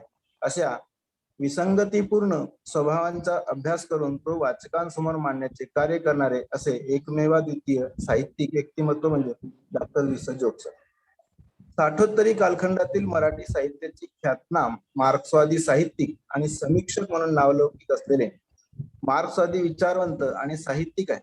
कृतिशील लेखक, कुशल प्रशासक, विद्यार्थीप्रिय शिक्षक, प्रभावी वक्ते, साहित्य समीक्षक, चित्रपट समीक्षक, स्तंभ लेखक, संपादक, मार्गदर्शक, याशिवाय मार्क्सवादाचे, सावरकरवादाचे आणि आंबेडकरवादाचे खंदे पुरस्कर्ते आणि समर्थ अशी त्यांच्या व्यक्तिमत्वात विविधता दिसून येते. त्यांनी सुमारे 26 पुस्तके लिहिली आहेत. त्यात 5 कादंबऱ्या, 2 कथासंग्रह, 2 नाटके, मार्क्सवाद आणि मराठी साहित्य, मार्क्सवाद आणि दलित साहित्य, यश अपयश हे द्विखंडात्मक आत्मचरित्र, अभिनय सम्राज्ञी मीना कुमारी, गरुड झेप इत्यादी त्यांची वाङ्मयीन संपदा. या व्यतिरिक्त त्यांची अनेक साहित्यिक आणि वैचारिक संपादने केलेली आहेत. त्यांना मार्क्सवाद आणि मराठी साहित्य या ग्रंथासाठी सोव्हिएतलँड नेहरू पुरस्कार प्राप्त झालेले आहे. तसेच विदर्भ साहित्य संघाचा जीवनगौरव पुरस्कारही प्राप्त झालेला आहे. अशा बहुआयामी व्यक्तिमत्वाचे धनी डॉक्टर वि. स. जोग सर, वि. स. जोग सरांना मी विनंती करतो की त्यांनी अध्यक्षीय मत व्यक्त करा. जोग सर. नागपूरचं सीपीएन बेरार महाविद्यालय साकोलीचं शामराव बापू कापगते महाविद्यालय या दोन महाविद्यालयांनी संयुक्तपणे आयोजित केलेल्या या चर्चासत्राच्या दुसऱ्या दिवशी मला आमंत्रित केल्याबद्दल मी दोन्ही महाविद्यालयाचे प्राचार्य डॉक्टर मिलिंद बारहाते आणि ज्यांनी मगाशी अतिशय चांगलं प्रास्ताविक केलं ते डॉक्टर श्रावण कापगते यांचा आभारी आहे. या चर्चासत्राचे संयोजक डॉक्टर अजय कुलकर्णी, सहसंयोजिका डॉक्टर रेखा वडीखाय, ज्यांनी मगासपासून अतिशय सुंदर असं सूत्रसंचालन केलं ते डॉक्टर अरविंद कटरे आणि इतर सर्व सहकारी यांना मी धन्यवाद देतो. स्वातंत्र्याच्या अमृत महोत्सवाचं औचित्य साधून महाराष्ट्रातलं हे पहिल्या प्रकारचं अशा प्रकारचं चर्चासत्र आहे. काल श्रीपाल सबनीसांनी तशा प्रकारचं शिफारस पत्र चर्चासत्राच्या आयोजकांना दिलेलं आहे. आजचा विषय भारतीय स्वातंत्र्य आणि मराठी कविता आहे. डॉक्टर देवानंद सोनटके यांनी बरोबर 50 मिनिटं या विषयावर उत्तम मार्गदर्शन केलं. दभींच्या शिष्य परंपरेतील ते शिष्य असल्यामुळे त्यांच्याकडून तर्कशुद्ध, प्रभावी, माहितीपूर्ण अशा प्रकारचं मार्गदर्शन अपेक्षित होतं आणि ते त्यांनी केलं. याबद्दल मी त्यांना धन्यवाद देतो. विशेषतः त्यांच्या व्याख्यानातले 3 मुद्दे मला महत्वाचे वाटतात. पहिला म्हणजे स्वातंत्र्याचा केवळ राजकीय स्वातंत्र्य, केवळ भौगोलिक स्वातंत्र्य एवढाच अर्थ नाही. सामाजिक, आर्थिक, सांस्कृतिक स्वातंत्र्य म्हणजे देखील स्वातंत्र्य. हा जो मुद्दा त्यांनी मांडला तो महत्वाचा होता. भारतीय स्वातंत्र्य आंदोलनातील सर्व देशभक्तांना, सर्व प्रांतातील देशभक्तांना छत्रपती शिवाजी महाराज ही प्रेरणा होती. हा दुसरा महत्वाचा मुद्दा त्यांनी मांडला. आणि जाता जाता समारोपात आजचं साहित्य किंवा कविता मुठभरांच्या स्वातंत्र्याचं समर्थन करणारी कविता आहे. हा अतिशय परखड मुद्दा त्यांनी मांडलाय. या त्यांच्या मुद्द्यांबद्दल मी त्यांचं अभिनंदन करतो आणि माझ्या अध्यक्षीय समारोपाकडे वळतो. भारतीय स्वातंत्र्य आंदोलनाचा काळ 1857 ते 1948 हा आहे. नाही, मी चुकलो नाहीये. 47 नंतर मी एक वर्ष घेतलं, 1948 असं आहे. भारतीय स्वातंत्र्य आंदोलन हा एका विशाल नदीचा प्रवाह मानला तर त्या प्रवाहाला 2 तीर आहेत. एक तीर सशस्त्र क्रांतिकारकांचा वासुदेव बळवंत फडक्यांपासून तर तेलंगणातील आंदोलनापर्यंत ही एक बाजू, हा एक भाग, आणि दुसरा तीर म्हणजे महात्मा गांधीजींच्या अहिंसात्मक आंदोलनाचा. अशा 2 तीरामधून भारतीय स्वातंत्र्य आंदोलनाचा प्रवाह हा वाहतो आहे. दोन्ही सशस्त्र क्रांतिकारकांचं कार्य आणि सत्याग्रही क्रांतिकारकांचं कार्य, दोन्ही क्रांतिकार्य ही मला समान महत्वाची वाटतात. या ठिकाणी रणाविण स्वातंत्र्य कोणा मिळेना, असा भूतकालीन सिद्धांत जाणा, स्वराज्य छने पाहिजे युद्ध केले, रणाविण स्वातंत्र्य कोणा मिळाले. या स्वातंत्र्य कवी गोविंद यांच्या ओळी ज्याही सत्य आहेत. गोविंद हे सावरकरांचे नाशिक मधल्या मित्र मेळ्यामधले सहकारी होते. ते आजच्या भाषेमध्ये दिव्यांग होते, पण आपल्याला प्रत्यक्ष क्रांतिकार्यात जाता येत नाही, म्हणून त्यांनी आपल्या लेखणीने क्रांतिकार्याला गती दिली. ते गोविंद त्यांच्या या ओळी त्याही खऱ्या आहेत. आणि दे दी हमें आझादी बिना खड्ग बिना ढाल, साबरमती के संत तूने कर दिया कमाल, या पंडित प्रदीप यांच्या गांधीजींचा गौरव करणाऱ्या ओळी याही ओळी खऱ्या आहेत. दोघांचंही स्वातंत्र्य आंदोलनामध्ये समान स्थान आहे. मगा मी उल्लेख केला 1948चा. कम्युनिस्ट पक्षाच्या नेतृत्वाखाली 1948 मध्ये तेलंगणाचा स्वातंत्र्य संग्राम झाला. या स्वातंत्र्य संग्रामाबद्दल लोकांना फारशी माहित नाहीये, पण हैदराबादचा निजाम आणि हैदराबाद मधले म्हणजे सावरकर ज्याला भागानगर म्हणतात, भागानगरचे रझाकारी, या दोघांच्या विरुद्ध कम्युनिस्ट पक्षांनी हा लढा केला, सशस्त्र लढा केला. 8,000 खेडी काही काळासाठी मुक्त केली. या क्रांतिकार्यात मराठी कवी किंवा मराठी साहित्यिक सहभागी झाले नाही, हे तर ऐतिहासिक सत्य आहेच. मखदूम मुईउद्दीन सारखा उर्दू कवी मात्र सहभागी झाला. दोन्ही हातांनी म्हणजे लेखणीने सहभागी झाला आणि हातात बंदूक घेऊनही सहभागी झाला. ज्या वेळेला प्रेम कविता लिहायच्या होत्या त्यावेळेला त्यांनी प्रेम कविता लिहिल्या.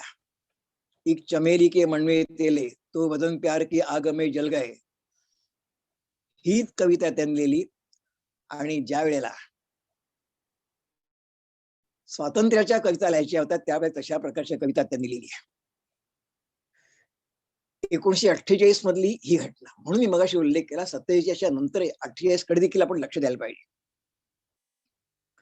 48च्या पूर्वी 2 वर्ष अगोदर, तरी 48 मध्ये मराठी कवी सहभागी झाले नाहीत, तरी त्यापूर्वी 2 वर्ष अगोदर झालेल्या स्वातंत्र्य संग्रामामध्ये 2 महत्वाचे मराठी कवी सहभागी झाले.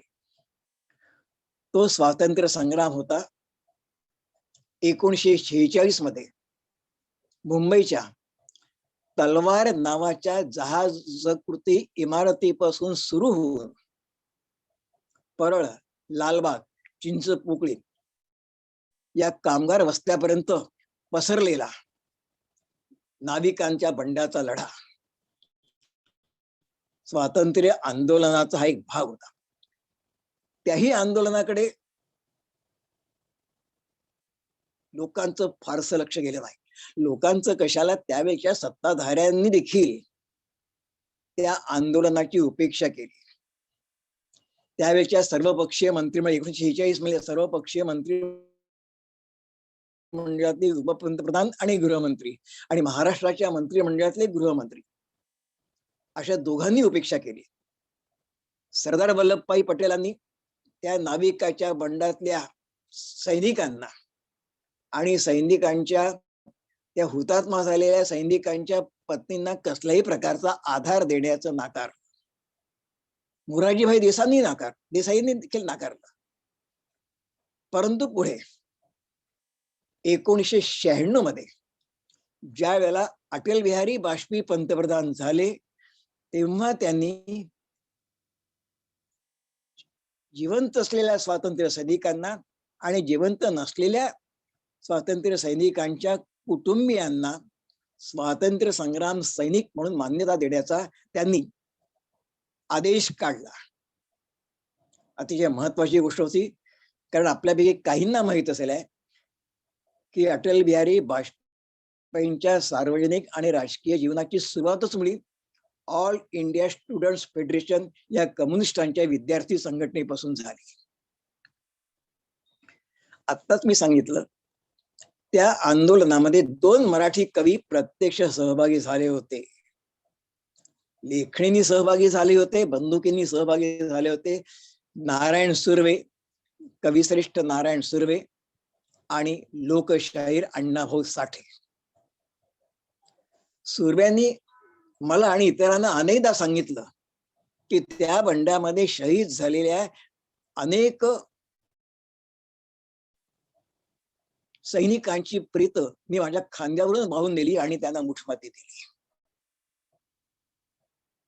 त्या बंडावरती, नाविकांच्या बंडावरती नारायण सुर्व्यांची एक कविता आहे.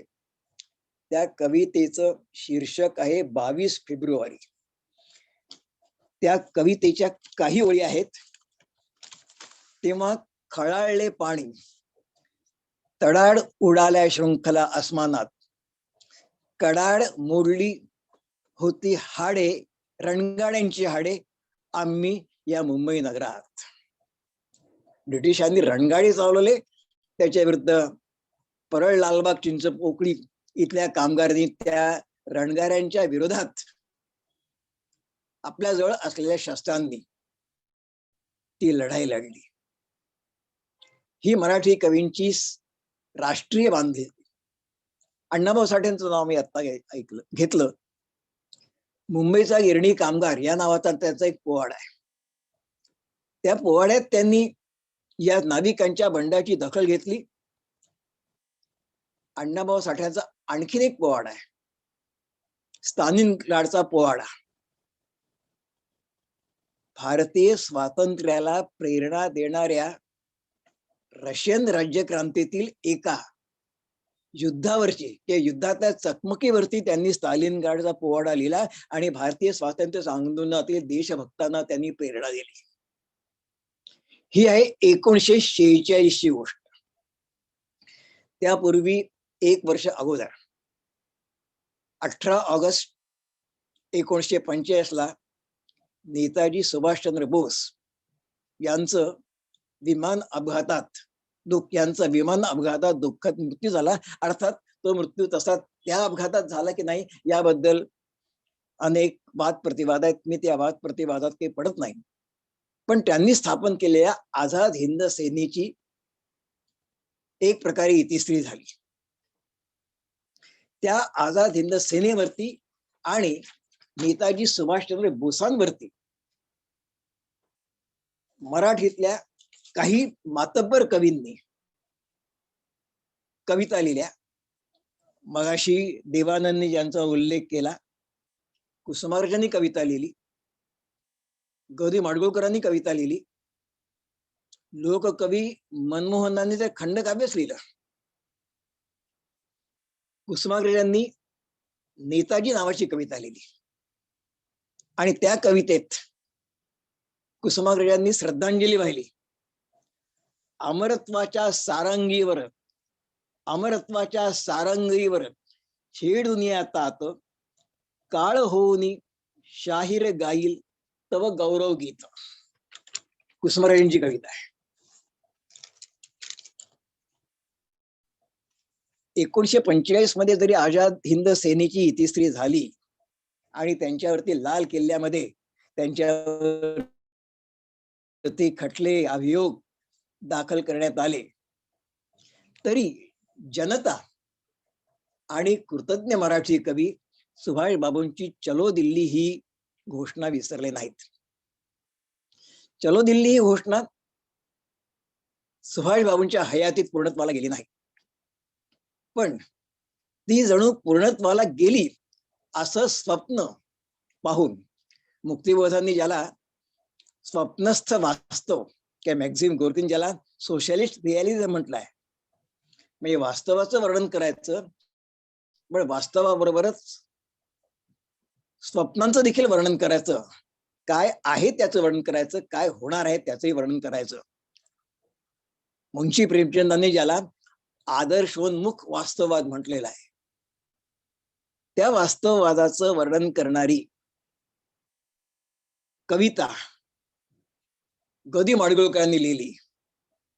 प्रत्यक्षात आझाद हिंद फौजचे ते सैनिक किंवा सुभाष बाबूंचे सैनिक दिल्लीला पोचले नव्हते, पण माडगुळकरांनी मात्र आपल्या शब्दातून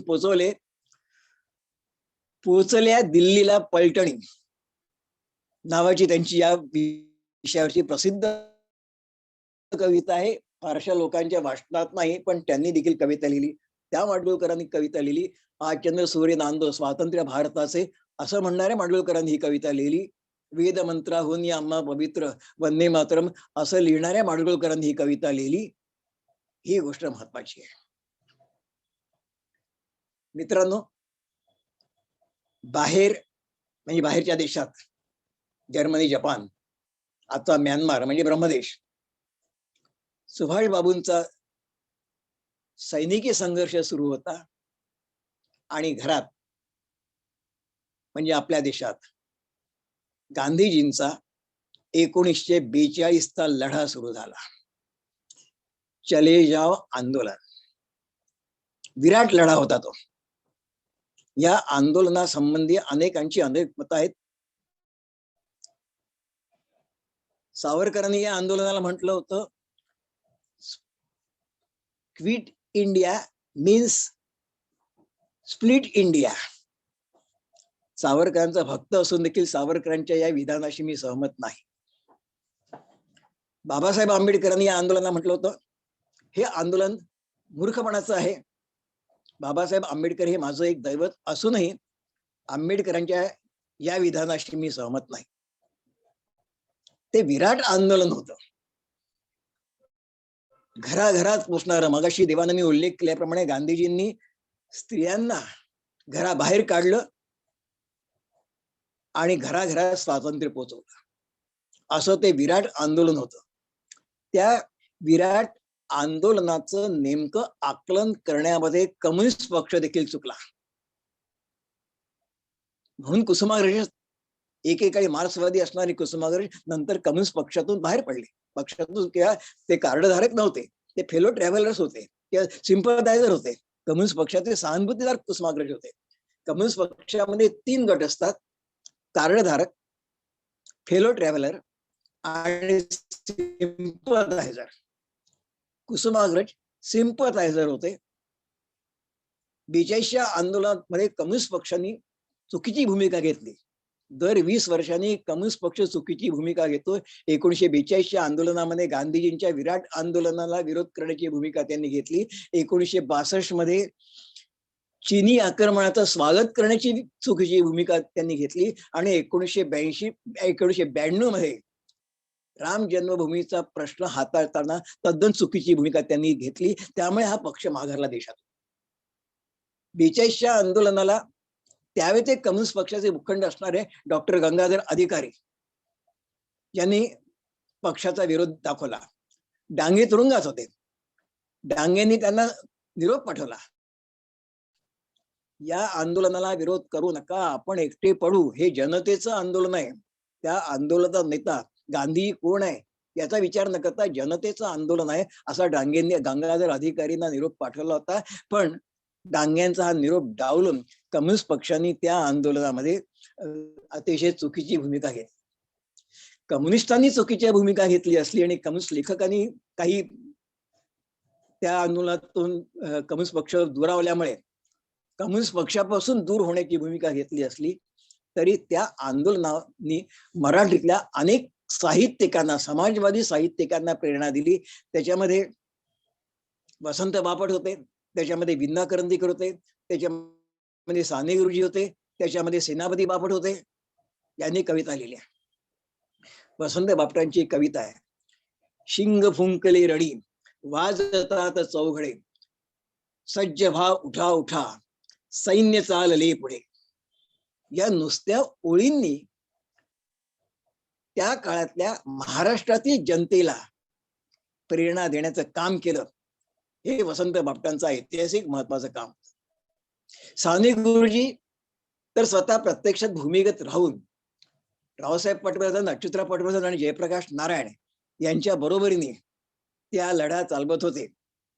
त्या लढ्याला नवयुक्त संपादक आचार्य अत्रे यांनी गुप्तपणे सर्व प्रकारचं आर्थिक सहकार्यासह सर्व प्रकारचं सहकार्य केलं. त्या साने गुरुजींनी या 42च्या आंदोलनात प्रभावित होऊन कविता लिहिली. स्वार्थाची करुणी होळी, छातीवर झेलू गोळी, सुरू मृत्यूशी खेळी मिळी, मातृभूमीच्या साठी मोदे करू सारे बलिदान, आम्ही बलिदान देखील करू, अशी भूमिका साने गुरुजींनी घेतली.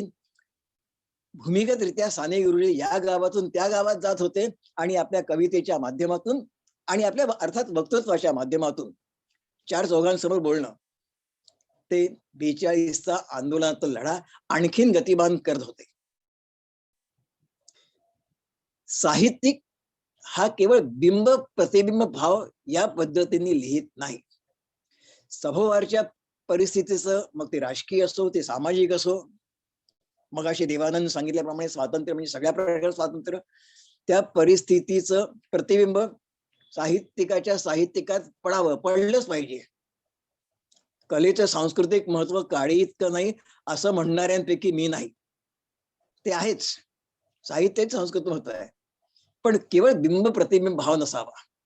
सभोवरच्या स्वातंत्र्य आंदोलनाचं प्रतिबिंब ज्याप्रमाणे कवितेत पडलं, त्याप्रमाणे साहित्यिकांचं काम आहे, कवींचं काम आहे की आंदोलनाला आपणहून प्रेरणा दिलं.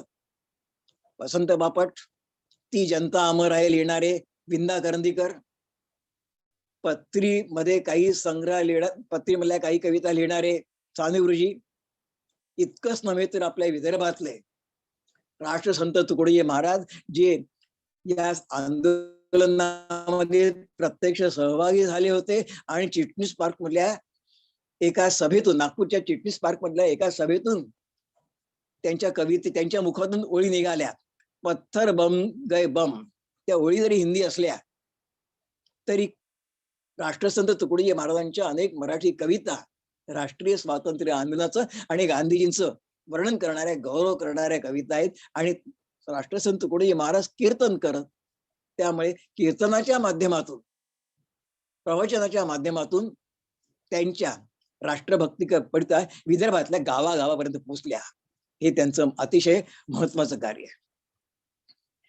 मी उलटी करून मुद्दामून जातोय सणाच्या दृष्टीने.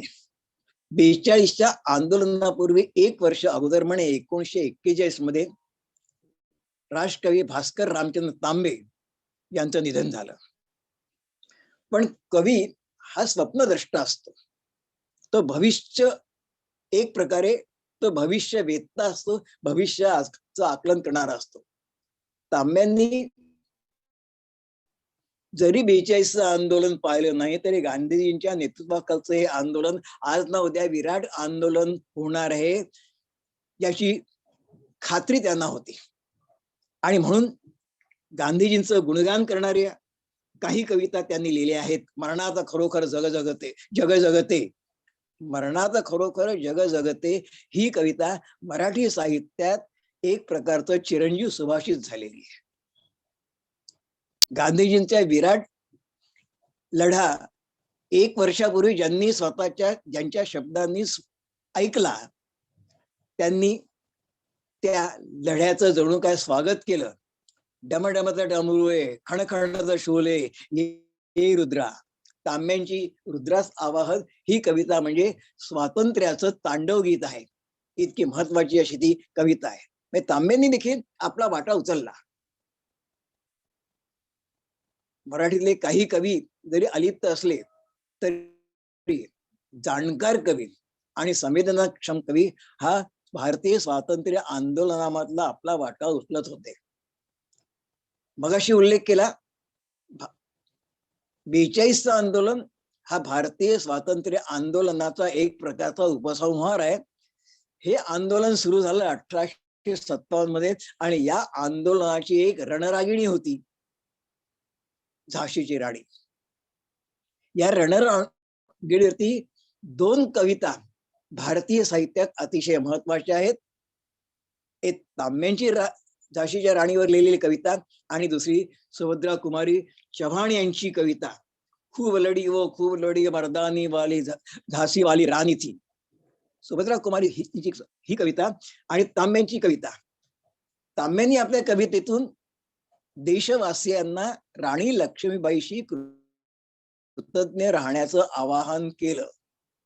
ते लिहितातच मुळी, रे हिंद बांधवा थांब या स्थळी, अश्रू ढाळी ती पराक्रमाची ज्योत मावळे इथे झाशी वाली.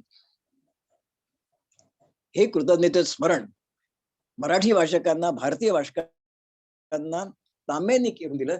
सुभद्रा कुमारी चव्हाण या प्रत्यक्ष गांधीजींच्या आंदोलनात सहभागी झालेल्या कवी होत्या.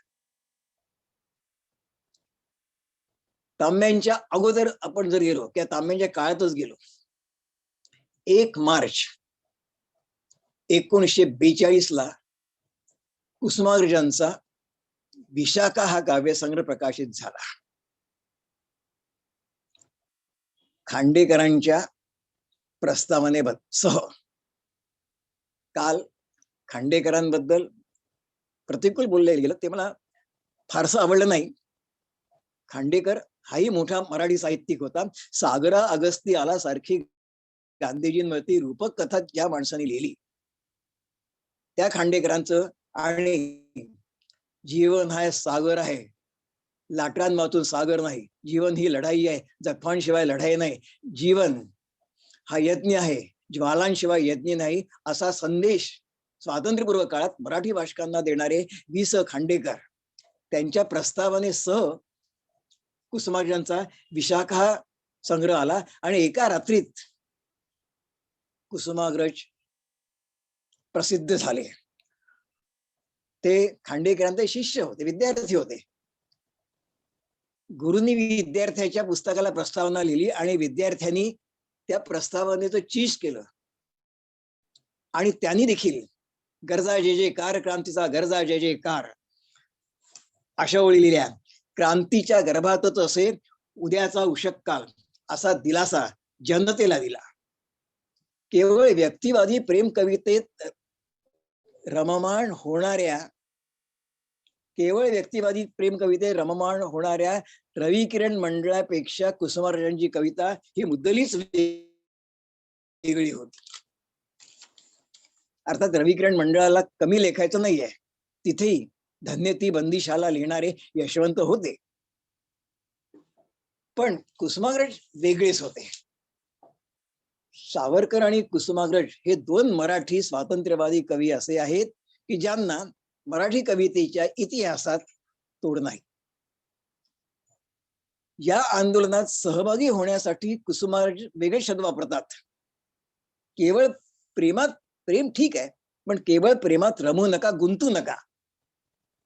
काढ सखे गळ्यातील तुझे चांदण्याचे हात, क्षितिजाच्या पलीकडे उभे दिवसाचे दूत, दूत त्याचे लक्षावधी ओततील आग जगी, उजेडात दिसू वेडे आणि ठरू अपराधी.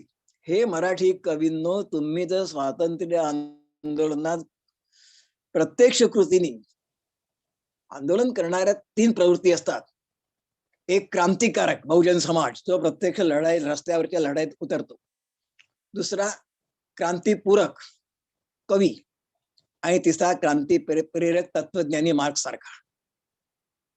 तिन्ही प्रकारच्या कुसुमाग्रजांनी आवाहन केलं, या आंदोलनापासून जर आपण अलिप्त राहिलो तर आपण वेडे ठरवू. हे त्यांनी कम्युनिस्टांनाही अप्रत्यक्षपणे सांगितलं. जे कुसुमाग्रज नाशिकमध्ये डांग्यांच्या आणि अनंत काणेकरांच्या कम्युनिस्ट बौद्धिकांना सातत्याने नियमाने हजेरी लावतात, ते आता मात्र 42 मध्ये घेतलेल्या भूमिकेमुळे वेगळे झाले आणि त्यांनी स्वतःची स्वातंत्र्य वाट रचली. कुसुमाग्रजांच्या पूर्वीचा महान मराठी कवी म्हणजे स्वातंत्र्यवीर सावरकर. खरं म्हणजे स्वातंत्र्य आंदोलन आणि स्वातंत्र्यवीर सावरकरांची कविता हाच म्हणून एक स्वतंत्र व्याख्यानाचा विषय होऊ शकतो. काल मला श्रीपाल सबनीसांचं अभिनंदन करावं असं वाटलं की समाजवादी धारणेचा हा लेखक सावरकरांचं मुक्तकंठाने गौरव करतो आणि अनेक विकृत दांभिक तथाकथित पुरोगाम्यांना त्यांचा पर्दाफाश करतो. सावरकरांनी मगाशी म्हटल्याप्रमाणे लिहिलंच की सावरकरांची कविता म्हणजे देशभक्तीच्या, क्रांतिकारकांनी केलेल्या देशभक्तीच्या शपथा होत्या. की घेतले व्रत नाही आम्ही अंधतेने, लब्ध प्रकाश इतिहास निसर्गमाने, जे दिव्य दाहक म्हणून असावयाचे, बुद्ध्याची बाण धरले करी सतीचे. ही सावरकरांची कविता जणू क्रांतिकारकांची शपथ होती. ज्याप्रमाणे जोसेफ मॅझिनीच्या प्रस्तावना गुप्तपणे वाचून भारतामध्ये महाराष्ट्रात अनेक क्रांतिकारक घडले गेले, त्याप्रमाणे सावरकरांची कविता वाचून महाराष्ट्रामध्ये अनेक देशभक्त घडले गेले. 1903 मध्ये सावरकरांनी एक कविता लिहिली फर्ग्युसन महाविद्यालयाच्या वसतिगृहात असताना. ती कविता लिहिल्याबद्दल त्यावेळेच्या प्राचार्यांनी त्यांना 10 रुपये दंड ठोठवला. ज्या कवितेसाठी त्यांना 10 रुपये दंड ठोठवण्यात आला, ती कविता पलीकडे महाराष्ट्राचं जणू राष्ट्रगीत झाली. खरं म्हणलं म्हणजे देशाचं राष्ट्रगीत होण्याचं स्वतंत्रतेच्या स्तोत्राची क्षमता आहे.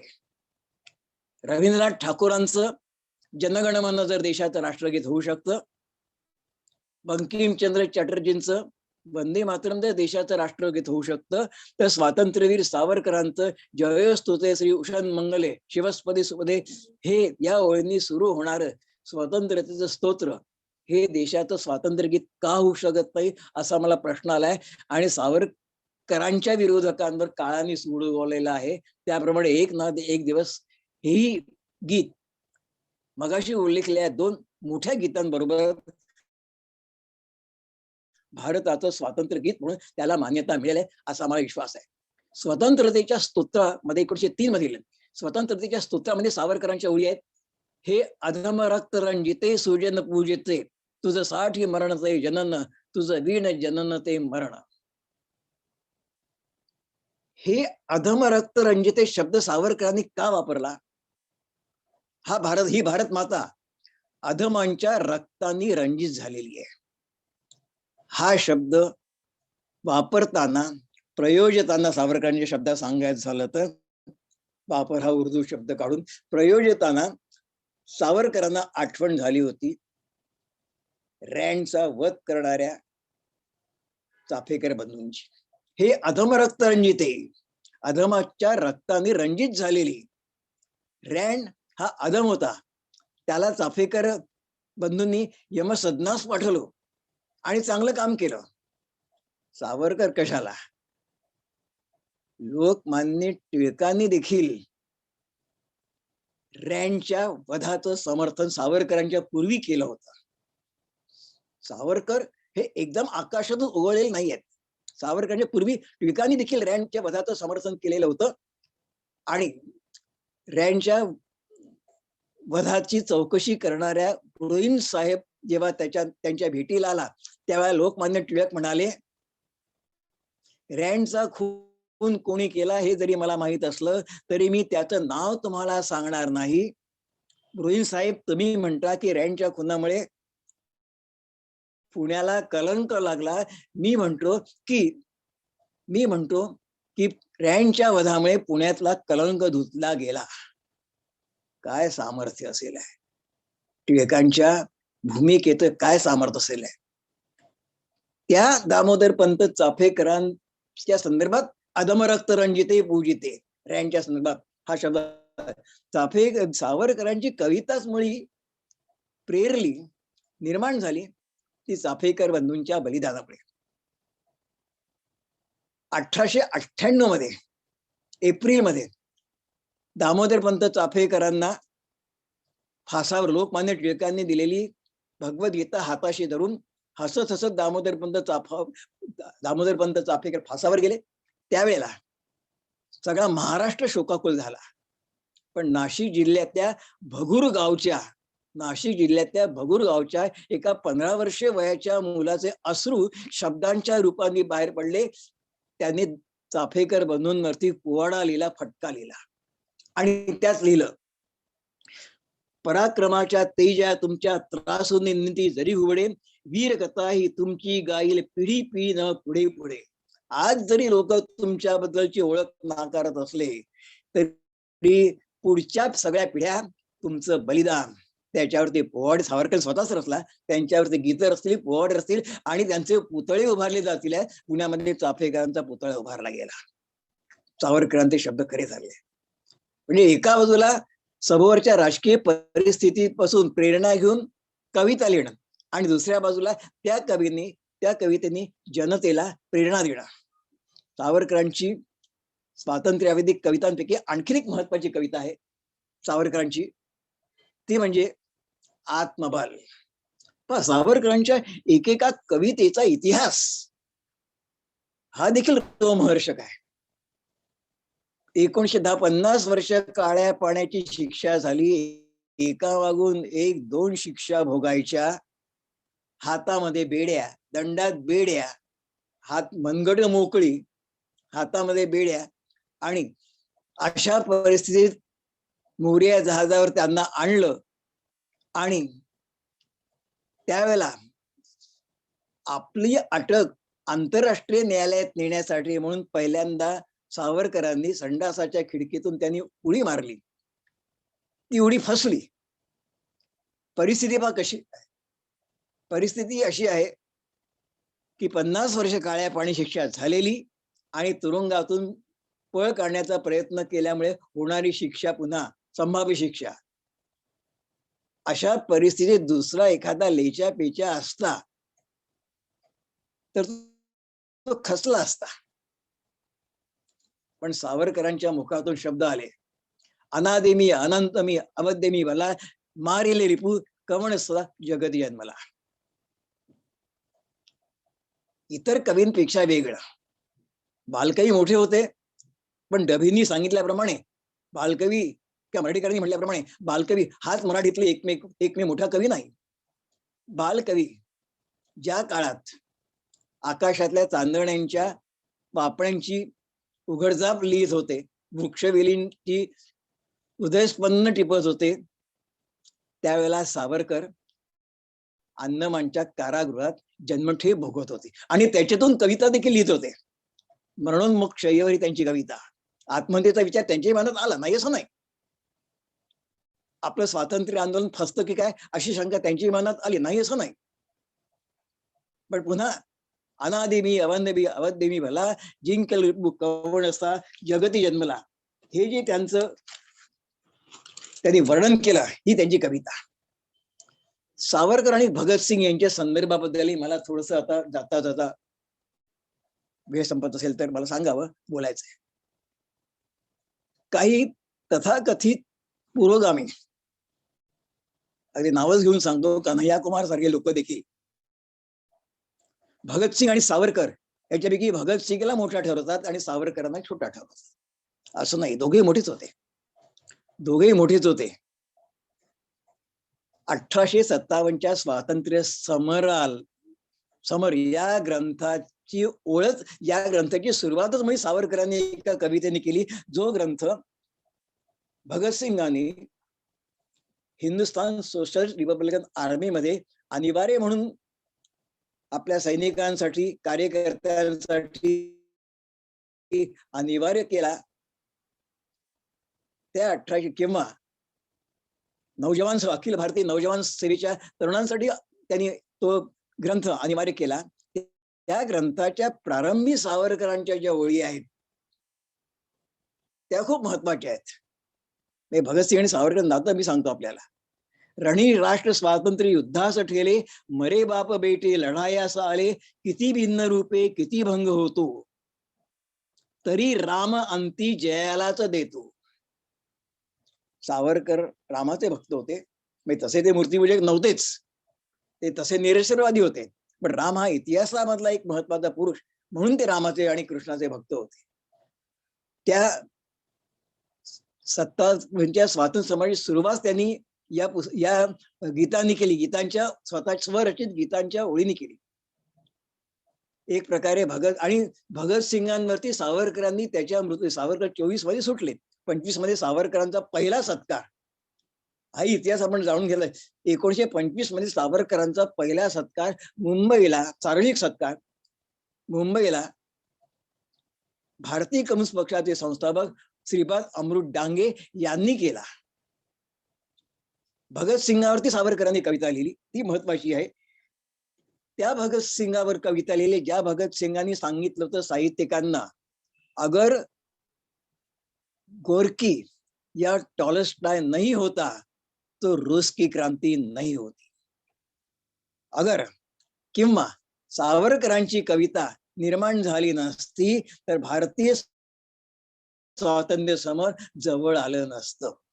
इतकं सावरकरांच्या कवितेचं मोल आहे, इतकं सावरकरांच्या कवितेचं योगदान आहे. स्वातंत्र्य आंदोलन आणि मराठी कविता याचा संबंध हा असा आहे, मगाशी सांगितल्याप्रमाणे स्वातंत्र्य हे भौगोलिक, राजकीय, सामाजिक असतं, तसंच आर्थिक असतं. आज सर्व स्वातंत्र्य आवश्यकता आहे. कालच्या कार्यक्रमात सीपीएन बेरा शिक्षण संस्थेचे अध्यक्ष देव यांनी सांगितल्याप्रमाणे शत्रुशक्ती आज प्रबळ झाल्यात. आजच बातमी आहे की 5 सैनिक काश्मीरमध्ये शहीद झाले. इतकं आपल्या देशावर म्हणजे स्वातंत्र्य तर मिळालं, पण ते राखण्याचं फार मोठं उत्तरदायित्व आपल्यावरती आहे. ते राखण्यासाठी पुन्हा मी मराठी कवींना आवाहन करतो सुरेश भटांच्या शब्दात, उषक काल होता होता काळ रात झाली, अरे पुन्हा आयुष्याच्या पेटवा मशाल. धन्यवाद. गुरुवर्य आता मला डॉक्टर सरांनी त्या ठिकाणी स्वातंत्र्य संग्राम आणि मराठी कविता आणि त्या मराठी कवितेचा जनमानसावरील परिणाम, तिचं महत्व या ठिकाणी विशद केलेले आपल्या अध्यक्षीय भाषणामध्ये. त्यानंतर कार्यक्रमाचा शेवटचा टप्पा म्हणजे आभार प्रदर्शनाचा. या आभार प्रदर्शनासाठी मी doctor Dinesh Khurge sir, CPN Berar महाविद्यालय नागपूर यांना आभार प्रदर्शनासाठी आमंत्रित करतो. Doctor खुर्गे sir.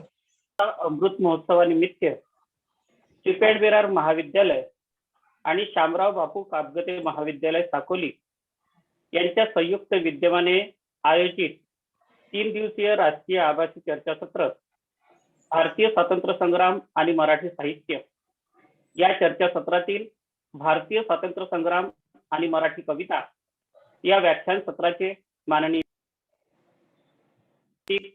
व आमचे मार्गदर्शक डॉक्टर वी सजोग यांनी अध्यक्षस्थान भूषविले आणि अध्यक्ष भाषण केले. त्याबद्दल संस्थेच्या वतीने मी मनपूर्वक आभार व्यक्त करतो. आजच्या या ज्ञान सत्राचे प्रमुख वक्ते प्रसिद्ध साहित्यिक माननीय डॉक्टर देवानंदजी सोनटक्के यांनी भारतीय स्वातंत्र्य संग्रामातील मराठी कविता हा विषय अतिशय ओघवत्या शैलीने प्रभावीपणे आपल्यापुढे मांडला. त्याबद्दल संस्थेच्या वतीने मी मनपूर्वक आभारी आहे. तसेच शामराव बापू कापगते महाविद्यालयाचे माननीय प्राचार्य डॉक्टर श्रवणजी कापगते यांनी मनोगत व्यक्त केले. त्याबद्दल त्यांचे मनस्वी आभार व्यक्त करतो. महाविद्यालयाचे माननीय प्राचार्य डॉक्टर मिलिंदजी बारहाते हे नेहमीच आमच्या पाठीशी उभे असतात, नेहमीच आम्हाला प्रोत्साहन देतात. त्यांचेही या प्रसंगी आभार व्यक्त करतो. उत्तम सूत्रसंचालन करणारे डॉक्टर अरविंदजी कटरे यांचेही या प्रसंगी आभार व्यक्त करतो.